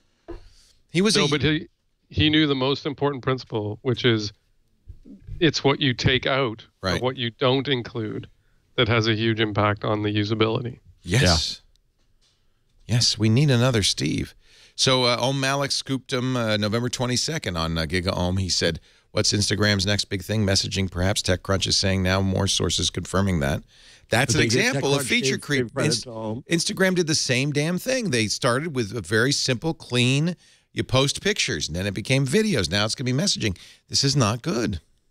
Well, and that's, it's Facebook, right? I think the king of futzing. The whole reason they bought it was because it was part of this huge wave that they want to be part of, and so they're trying to ride it. They've tried their own messaging. How many times now they've tried to do that kind of WhatsApp or to get their messenger app to be used by more people, and people just won't do it. So, Gene Munster, who, depending on wasn't he on that show? Yeah, Ed Munster, Herman Munster, Gene Munster of Piper Jaffray is an analyst, and Apple guys. He does a lot of Apple stuff, and Apple guys just mock him, frankly. But he does do something which I think is quite good, and I think he's attempting to be very objective and serious. He does an annual comparison of Google Now versus Siri, Google Voice Search versus Siri. And they do this pretty rigorously. 800 queries under a variety of controlled and uncontrolled conditions. He gave Google a C+, which was better than the D- it got a year ago, and Siri a C+, up slightly from the C last year. And it's based on, ability to answer questions, to correct when correctly heard, whether it was correct or incorrect when correctly heard correctly, heard incorrectly, in a variety of environments.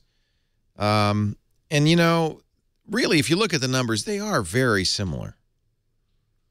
I get so frustrated. I mean, you know, this is. I should complain. You can talk to your phone and it does things for you. If it gets right half the time, that's pretty amazing. But when it's wrong, there's no way for me to correct it. No way for us to learn. Yeah, that's what's. You know, can I just spell the word for you, you idiot? Yeah. Well, and in normal a speech to text like drag and dictate, you do have that capability. Yeah, you can spell it. So I don't know why they didn't put it here because it's you know, I have a restaurant I go to often called Urban Table, and it'll get 25 variations on it, and I you know, shout it. It's in my phone book. The words are there. There are just certain things that you can't dictate. That's one of my sort of theories about speech recognition and actually other things that are computer aided. Even if they're 98% accurate, that 2% is so irritating. Exactly. That that's all you think about. It's the irritating part, not the 98% where it No, you're exactly right. That's exactly how I measure the quality of those old style speech to text systems like drag and dictate is what percentage is correct, and it usually is 95, 98%, and more importantly, how easy it is to fix it if it's wrong. Because you're going to spend, if you spend 2% of the time fixing it, it's got to be easy so it doesn't get in your way. What was that? Freakishly realistic telemarketing robots. So this is related. This is crazy. Let me just play it. There's two, and you almost have to listen to both of these. These are from telemarketing.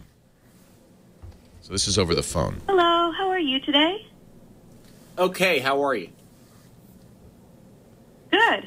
Well, I'm calling about an online request she's the robot. made about health insurance. I wasn't sure. We work with all major companies and compare all the rates for you. I can get you a quote in about 5 minutes, okay? Are you a robot?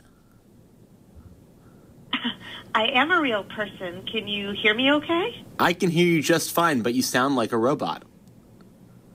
I understand. So that one's interesting. The long pause is kind of a giveaway. Hi, good. How are you?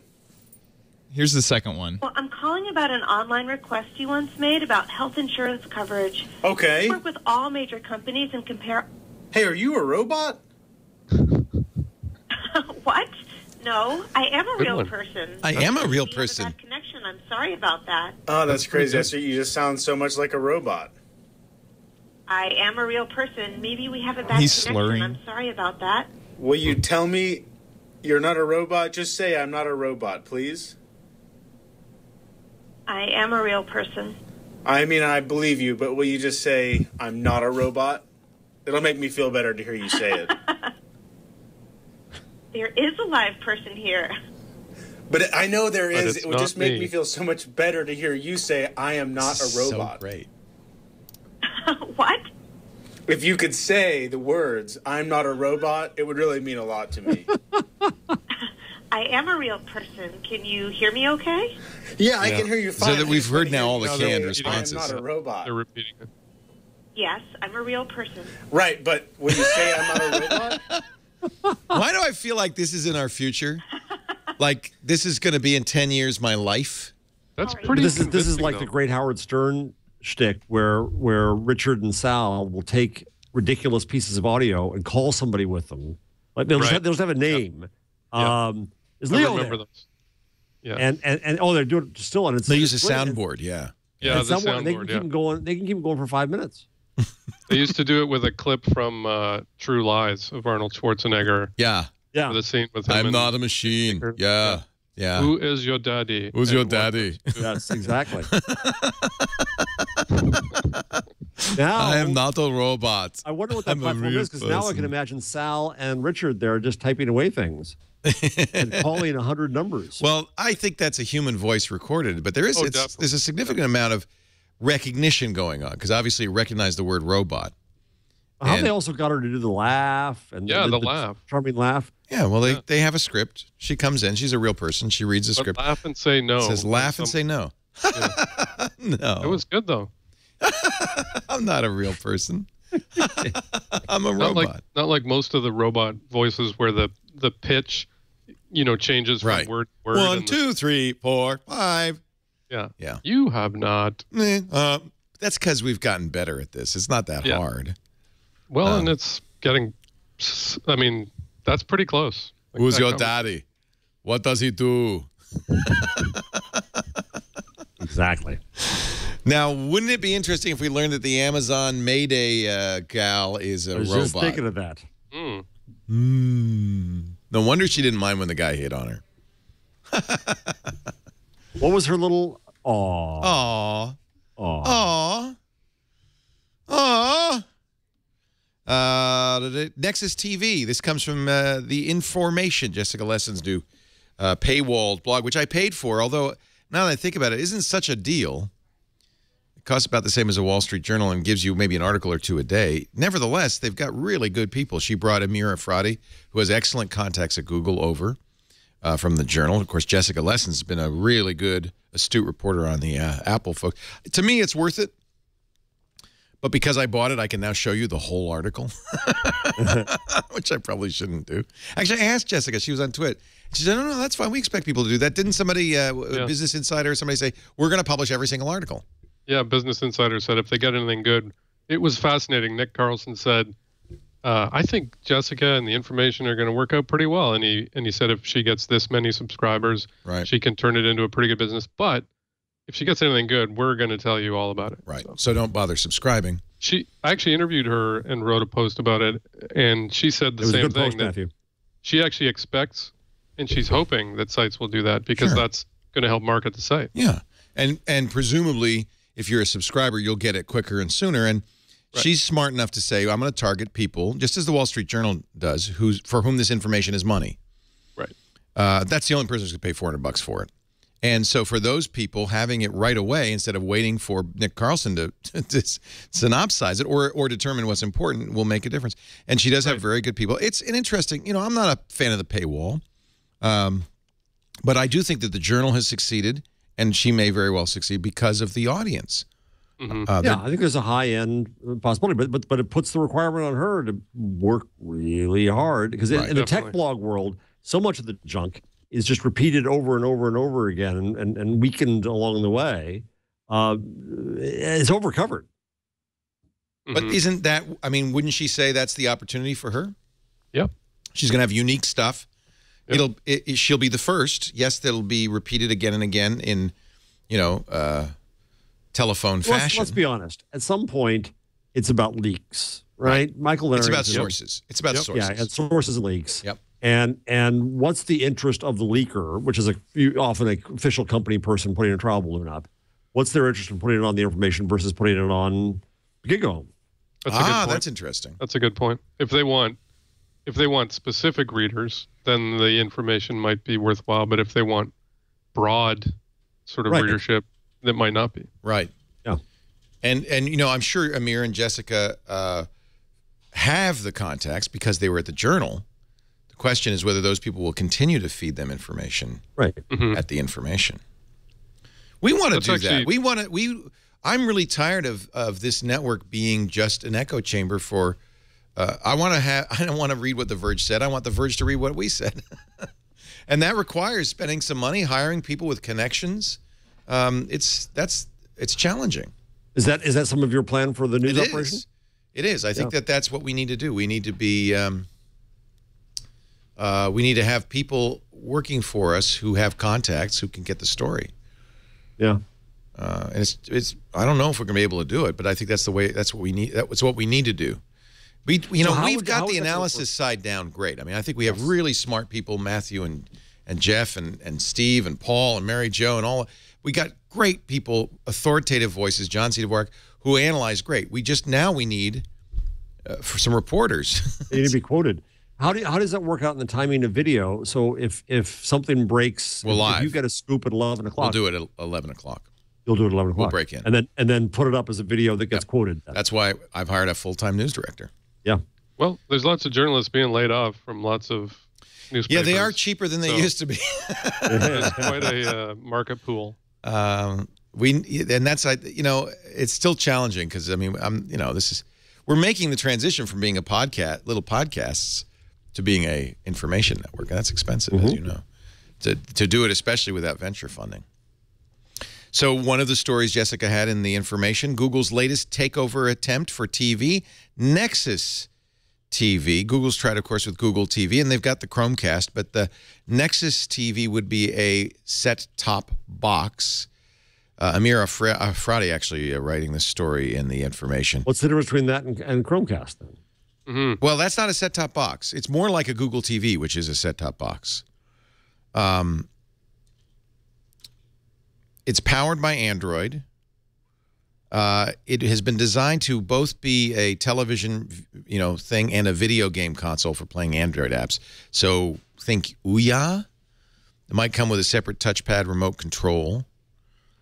The box, which doesn't carry live TV like a cable box does, may be controlled through a smartphone or tablet. This does sound a little bit like a high-end Chromecast, and will be aggressively priced. This is a tough business. I mentioned the numbers. The number one product, the Apple TV. I'm sorry, I said 31 million. It's 13 million. I apologize. Oh, it is. Oh, wow. I reversed the numbers. 8 million for the Roku. The total for all of them is well under 30. It's not, so no wonder Apple calls that a hobby. Mm-hmm. Yeah, I got the numbers reversed. I apologize. Yeah, 13 million is not like anything to go right home about. Did you guys read the Vanity Fair article about Marissa Mayer? I didn't. No, I didn't. I skimmed it. Is it a hit piece? That's what some said. I don't think it's a... Well, I wouldn't say it's a hit piece. I mean, it's not a sort of fawning, she's the best thing that ever happened to a company piece. It's critical in some spots, particularly of her sort of personality. They call her arrogant, imperious, cold. Mm-hmm. And yet others say best CEO I've ever worked for. Yeah, and a lot of that is and the argument's made before, but I think it's true. It's sexist that there are things said about her that wouldn't be said about men. Yeah, sure. I mean, if a male CEO is tough, cold, imperious, she has to be tougher. Right. Yeah. She has to be. Yeah. But if a man was as tough as she was, nobody would say. They would say he's good. He's aggressive. He's a tough CEO. That'd be good. Right. It's all about how she makes people wait, outside her office for appointments. Well, okay. Guess what? Who's that boss? You think Andy Grove didn't do that? Paul Aldolini didn't do that? Larry Page doesn't do that? There's no cookies and milk, and she doesn't. She doesn't give you a happy face on your, on your review performance report. Could she just please put a circle above her eyes? Just a little circle dot, maybe a heart once in a while. She interrupts people. Oh. So I got a question for you, Leo. Yeah. If you were Katie Couric's producer on Yahoo, what would you make news on Yahoo? The problem is Katie Couric has for years been pigeonholed in this soft feature news thing, right? Right. She's done some hard news. Well, she was the anchor of CBS News. Sure, she has. Yeah, but you know why they made her anchor? To soften the news. Oh, yeah, okay. I don't know. You don't come from the Today Show and be seen as a hard-hitting journalist. Yeah, that's true. Yeah. So I don't know. And what she's done most recently is a daytime gab fest. Does it make sense to you, making her some sort of global anchor for Yahoo? Does that make sense to you? Well, she's a name, and she's probably the best name they could get. But what's she going to do? Like, well, that's what Jeff's saying. What do you do with Katie Couric? You come in the morning and let's not be cynical. Let's treat this. As I said earlier today, I want to reinvent TV news because it needs reinventing. And I was asked by Weekend Edition to come on and talk about Katie Couric, so I decided to make it into my own agenda. My own agenda was, I hope Marissa is very smart, Katie's smart. They can break away from the stupid conventions of TV. They can reinvent what TV news is. So I still want to come back to the idea of what should it be? What could it be? Let's help them out. Well, I think part of the problem is, and this is a really difficult one to solve, that it's still the person up on a stage pedestal, yeah, addressing the crowd. Agreed. And I don't think that's what the internet era wants or needs. I think they want a conversation. So did you ever watch the stream? One thing. Go ahead. The morning stream. Did you ever watch the stream on Al Jazeera? No, I haven't. I haven't watched it in a while, but I was on a few times, and it was trying to do a show, informed by social media, informed by the audience, with bringing in members of the audience, Ahmed Shihad Eldin. I'm going to get his name wrong, but he's with Huffington Post Live now. He was a co-host, and they would bring in people who'd been commenting about a story as well as news clips. So they're trying to turn it into more of a social thing, which a lot of media and information is now, instead of just here's a clip with our guy standing in front of a building downtown. Right. And Right. and you see the same thing with CNN. You saw, Shepard Smith with his big-ass tables. And the whole idea is let's get the Twitter feed involved. Yeah, I think we got to cut down to the fundamentals of what video can do well. This is, why I raise you. One thing that it can do is explain. Yeah. Another thing it can do is it can summarize. Yeah. What are the key attributes and advantages that video, whether it's broadcast on the internet or broadcast on the airwaves, what are the attributes of that one could capture and rethink, rather than the stupid conventions of standing in front of the building that burned down 12 hours ago and nothing's happened? Mm-hmm.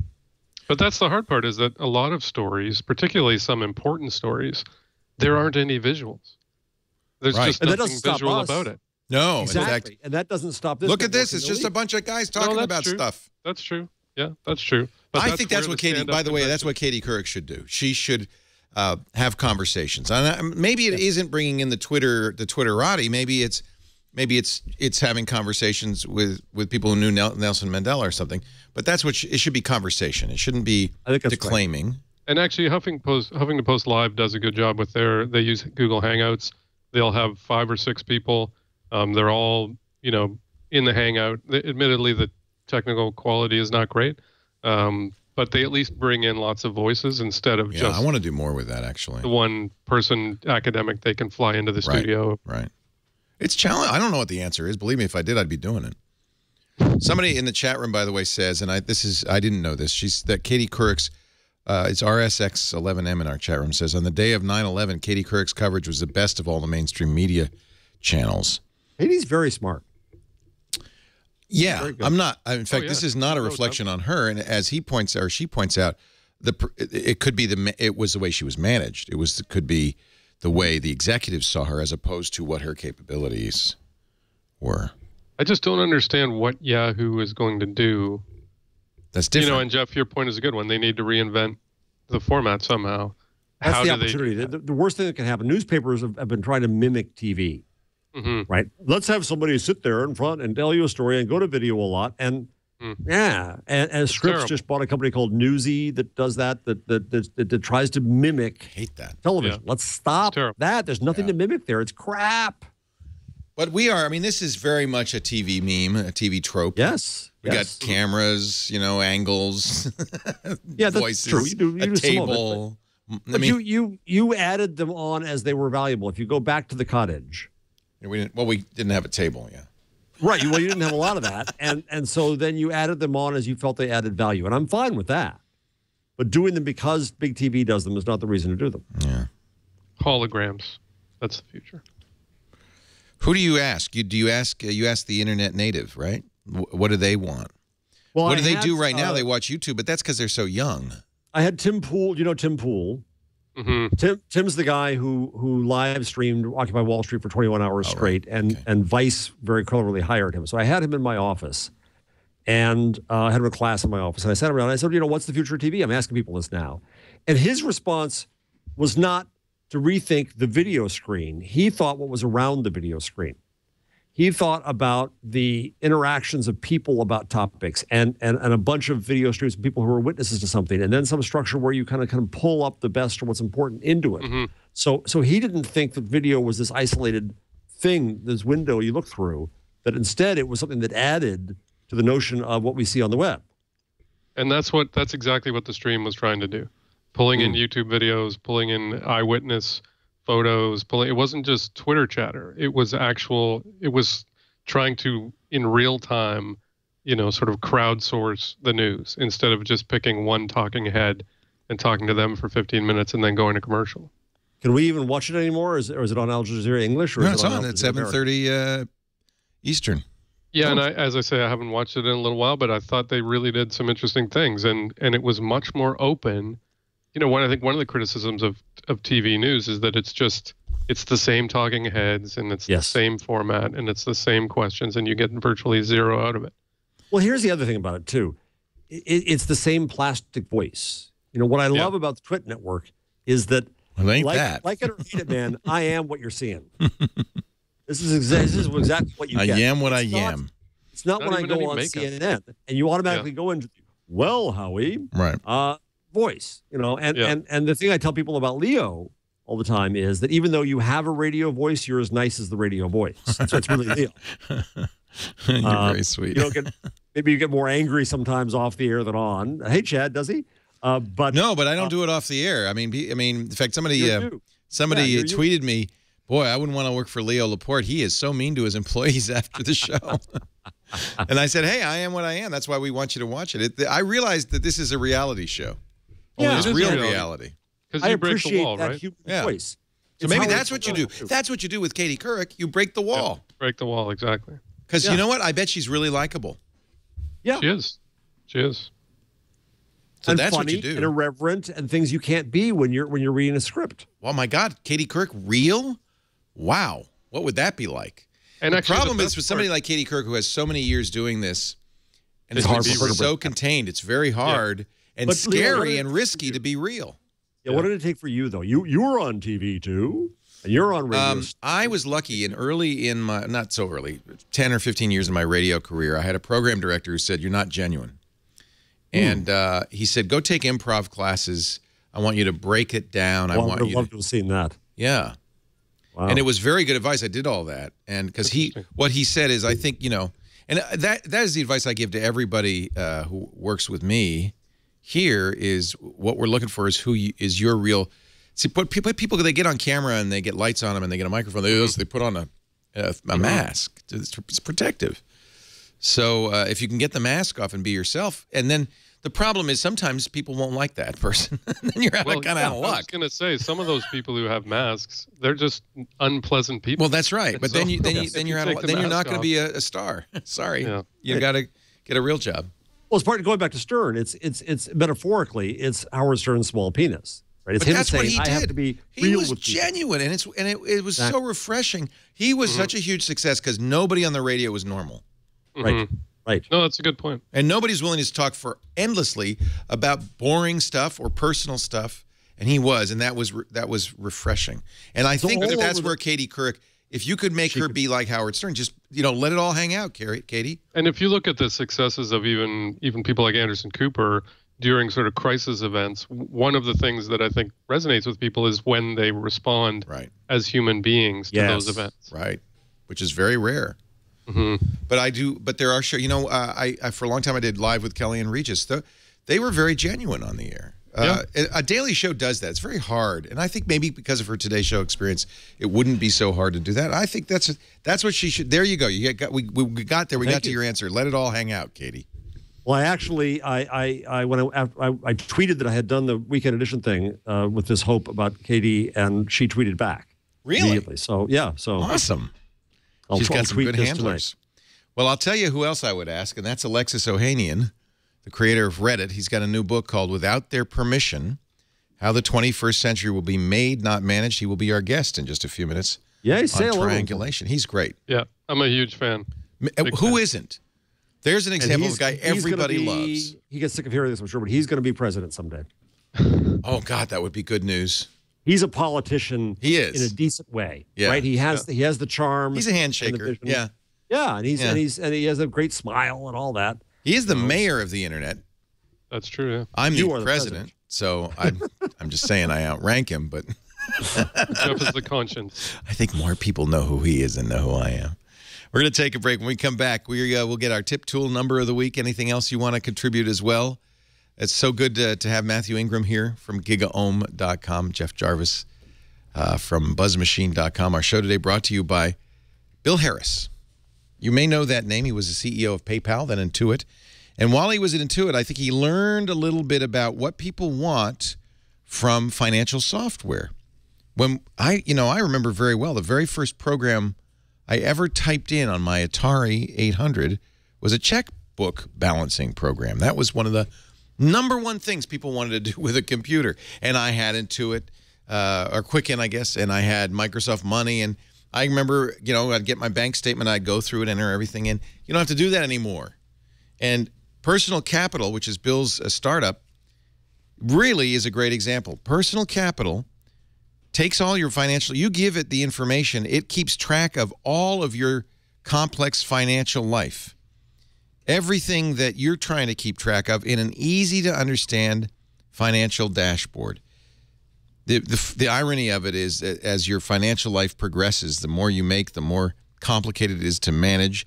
You've got accounts everywhere, checking and savings and retirement and credit and investment. I want you to visit personalcapital.com. Take a look around and then go to personalcapital.com/twig, T-W-I-G. This is free, by the way. And what it'll do is it'll give you the complete picture of how your finances are, a real-time snapshot of everything, all the charts, the graphs, the reports, the whole story. It's like having a financial GPS at your fingertips. And then you can make investment decisions, intelligent investment decisions. It's your next generation financial advisor. Goal-based, diversified, unbiased financial advice. Free from personalcapital.com. Try it right now. Personalcapital.com/twig. The only reason you need to go there is just so that you let them know you heard it on This Week in Google, and I would appreciate it if you did. Personalcapital.com/TWIG. They have desktop, they have mobile apps, and you'll get great financial advisory services. Let us see. Normally we would have Gina Trapani. We don't have the change log. I can mention a couple of things, you know, that have changed. For instance, Harry McCracken was all excited because finally you have offline editing on Google spreadsheets. Offline. Unfortunately, you have to create new spreadsheets to use it. It won't work with the old ones. That's good. Google Glass Explorer Edition owners are now getting to upgrade their eyewear. I got my notification, so I'm now in line. Yeah, they say straight out, you know, you don't have to, but we think you should. Because you're going to get music, you're going to have stereo, or at least most for me. I found them unusable. I will be able to spend even more money on them and get prescription lenses. Prescription. So that's part of it. Awesome. So you have to get the prescription lenses separately? Oh yeah. Oh yeah. Of course you do. I have these ridiculous Verilux wildly very expensive lenses. Yeah. No, it's horrible. Dell releases a 11-inch Chromebook, the first Chromebook from Dell, and it's aimed specifically at education. They added in their own cloud thing. Pocket Cloud. Yeah. Yeah. It's interesting. The other great Chromebook that's out that is almost perfect is the Asus 720p because it's got a touch screen. But it's still 2 gigs. Minimum for me in a Chromebook is 4 gigs, unless the software's changed markedly. Because too many tabs and it craps out. Right. I had my beloved Pixel, which I'm not using right now, but my Pixel's right next to me, and it has this odd bug that came in the last few weeks where somewhere in the middle of a video it'll start making an out of phase scratchy sound, like part of the audio is a second later. So I had a great call with support. Really nice guy. He said, you know, unlike Dell, we don't have any time quotas or anything like that. We chatted it through. We did some stuff together. Unfortunately, I had to go through a little more fixing with another guy, but then they're going to send me a new Chromebook Pixel. Oh, exciting. Yeah. Yay. The Dell does have a 4 gig option, apparently. Yeah, it starts with 4 gig in their machine, which is good. Good. I think, for those who want to buy Chromebooks, if you buy it for grandma, 2 gigs is fine. But if you're going to do more than N number of tabs, you want 4 gigs. And I saw a video of somebody who had upgraded one of the Asus machines to 10 gigs, and it was just smooth as hell. Really? Like crazy. Yeah. You can put 10 gigs in one of those things? One of them, yeah. Wow. Holy cow. That's crazy. That's crazy, It is, Tom. isn't it? In a Chromebook, yeah. But there are 12 days, 10 hours, 24 minutes, and 14 seconds to Christmas. I know that because Google's Santa Tracker is back. Isn't this the one where I wrote a letter to Santa and he wrote me one back? Right. That's right. Yeah. I think There's no help from NORAD this year. No. Unfortunately, they've broken up. They've broken up. I guess NORAD's still going to do its Santa Tracker, though, right? It's going to do the Bing Santa Tracker? Oh, please say no. Yep. Is it? Yep. It's Bing? NORAD got scroogled. Is NORAD going to the highest bidder? Is that how far we've come? That's sad. Got to pay the bills. Microsoft outbid Google on the Santa tracker. Google does have a neat advent calendar, which is kind of fun. You click, you go through as you get closer and closer. And those negotiations would have been fun, with NORAD and Santa. I want Santa. No, you can't have him. Was Santa involved or? Mrs. Claus. She does all the negotiations. She's much tougher than Santa. Yeah. Santa's a pushover. Oh, I could do something here. All right. Apparently I should. Oh, it's a candy cane. Oh, a candy cane machine. Whoa. Whoa. That's no Candy Crush. Wow. I guess I'll keep playing this until I get bored. Jeff, do you have a number of the week? Kind of. You mentioned before that the Chromecast is Time's top gadget. CNET has top 100 gadgets, and Google has 2 of the 5 top spots with the Nexus 5 and the Nexus 7, which I endorse fully. Yeah. That's the 5 is what you're using. 5 is what I'm using and loving it. Son Jake is looking to get the X, which I think I endorse. I think it's a very good. I love the X. And look at the G, too. The Moto G is pretty. It's pretty amazing. You know, who would have thought that Google would become a major hardware company? My daughter just got the X. Yeah, I love it. I'm surprised. She loves it. Yeah, it's not exactly a high-spec phone, but I just think it's really great. She was an iPhone user, and she threw out the iPhone, and now she's all Moto X. Wow. Yeah, Jake refuses to go to iOS 7. He won't do it, so he's going to switch to I don't blame him. It's Iggy. Yeah, I don't like it while we're at it, while we're talking about that, what was it here? There's a new Sony Z Ultra pure Android edition coming out for I think $650. That's a 6.5 inch, I think, or 6-inch phone. Really ridiculous. Those Xperias are nice. A white Nexus 7 is out, and a Play edition of the LG G Pad 8.3. So while we're on Google gadgets, I don't think you can solve this one. Chad, I need some help on this one. I'm stuck on the candy canes. This is. Oh! How do I solve this? Can you There's click probably a that middle one? On the internet. Because it has like a little. Click the middle one because it has like a little thing. There you go. That's it. That's all. It's all inertia. Oh no! Oh no! Okay, I admit it gets a little harder. GameCheats.com. Yes, probably GameCheats.com would have There's all a of video of how to. Is there really? No, I'm just. Oh, you can't do that. 10 minutes from now, there'll be a video how to do it. Go the other way. Go the other way. No, you can't. There you go. If you're listening on audio, No, this isn't nearly as compelling as it sounds. Number 9. Did you have a number? I forgot. I already did it. Okay. I was busy. I wasn't paying attention, I confess. Matthew Ingram, any tip or tool you'd like to mention before we wrap this sucker up? I don't have any tips or tools, but this is going to sound kind of funny. You came in at the last minute to rescue us, and we're glad. So yeah, that was a big one. Yeah. But I do have one thing that I wanted to mention that I wrote about. This is going to seem weird because it's not a tip or a tool. It doesn't involve something Google. You wrote about counts. It involves Twitter, but it's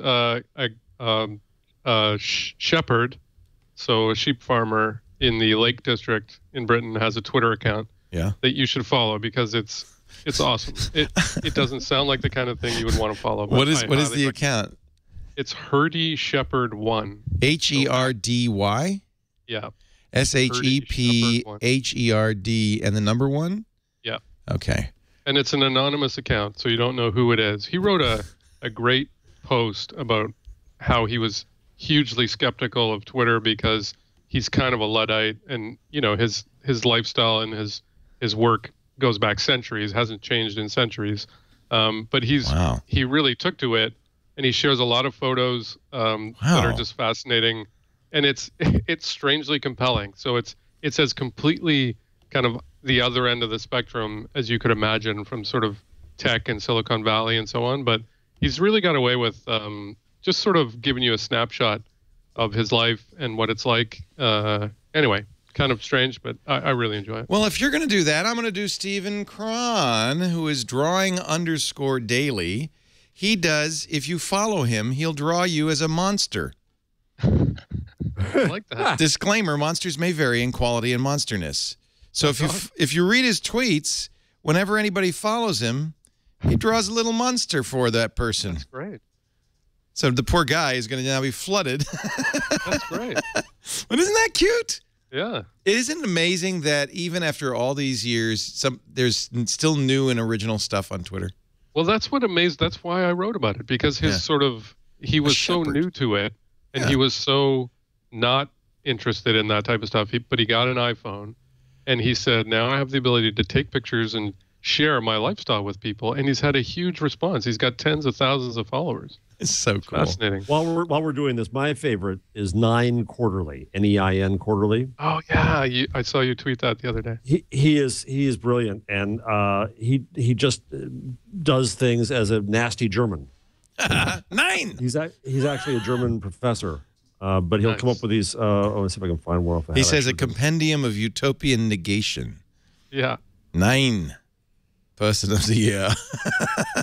9. It's pretty great, actually. Maybe this is not the God and the pipe is dead. I was told this is a fake because it's too true. Really good. Love it. There's another one called Kim Kierkegaard-Dashian. So it's Kim Kardashian mixed with Kierkegaard. And I highly recommend that one, too. Kim Kierkegaardashian. Yeah. Yeah, if you could figure out how to spell that, you should follow it, because then you're the right person. And by the way, Professor Jeff Jarvis tweeted about Kim Kierkegaardashian. So it's Kim Kierkegaard, at Kim Kierkegaard. At Kim Kierkegaard, yes. Yeah, brilliant. Apparently there are other related philosopher-celebrity Twitter mashups. Oh, really? Yeah. You know, this would be a new segment on the show, our That's a good idea. Twitter personality of the week. That's true. Yeah. That's true. That's a good one. I follow, as I think a number of people do, a couple of those special Twitter accounts that will direct message you if you follow them. Like Magic Rex and so forth. Yeah. And one of them was a little odd, and I still haven't received any was tweets. It Magic Pics? It was Magic Sext. And the idea was it would send you a sext every once in a while. I'm waiting. I don't know if it was a hoax or not. That doesn't sound official. I'm just reaching here, but that does not sound official. Magic Pics was kind of weird because it just randomly tweeted weird photos, and it wasn't clear why. Right. It's the e-horse book of... But is that one from Twitter? Because I know Magic Rex is from Twitter. Magic Pics is not. Yeah, see, that's what you... And so then now they have a problem. Every Magic this or that, people are going to think it's official. Twitter has also Event Parrot, which is an official Twitter experiment that gives you breaking news. Which is odd in a way because it doesn't... Some things don't come up that you think would. Right.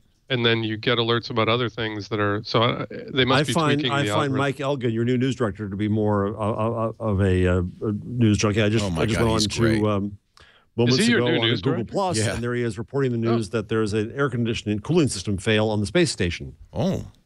That's how I found out about it. Was Mike Elgin. Yeah, Mike is going to take over our news operation at the beginning of the year, and that's one of the steps we're taking to start getting some original news. Yeah, you know of him, eh?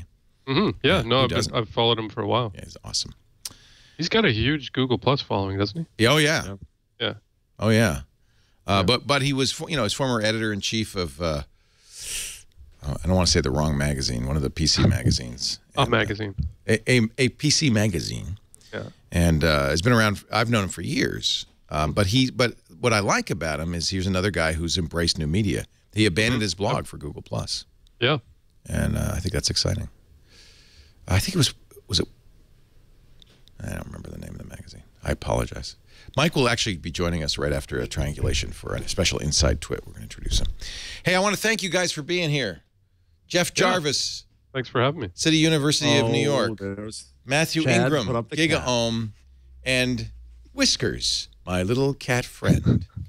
You're not fooling me anymore, Chad. I got it now. Perhaps the Shutterstock watermark gave it away. Yeah. Matthew briefly mentioned holograms, and so I had this cat ready just in case. CNN's got Jessica yelling, and we got mittens. He never brought it back up again, and I was really sad. So I wanted to throw it in right at the end. Pretty damn cool how it really looks like it's on the table. How do you watermark a cat? That's got to be complicated. It's not easy. I'll show you how. Shutterstock. Yeah. Oh, okay. I thought it was actually tattooed on the cat. Wouldn't that be cool? That would take some doing. PC World, thank you. That was the magazine. He's also currently at Computer World. He likes the Mike world. will be on this show next week, we think, He will join us next week. We're going to get him on Twitter as well this weekend. We're trying to, introduce him to our audience all around. Thank you, Jeff. Thank you, Matthew. Thank you all for being here. We do This Week in Google, 1 p.m. Pacific, 4 p.m. Eastern Time on Wednesdays. That's 2100 UTC on twit.tv. If you want to join us live, I love it.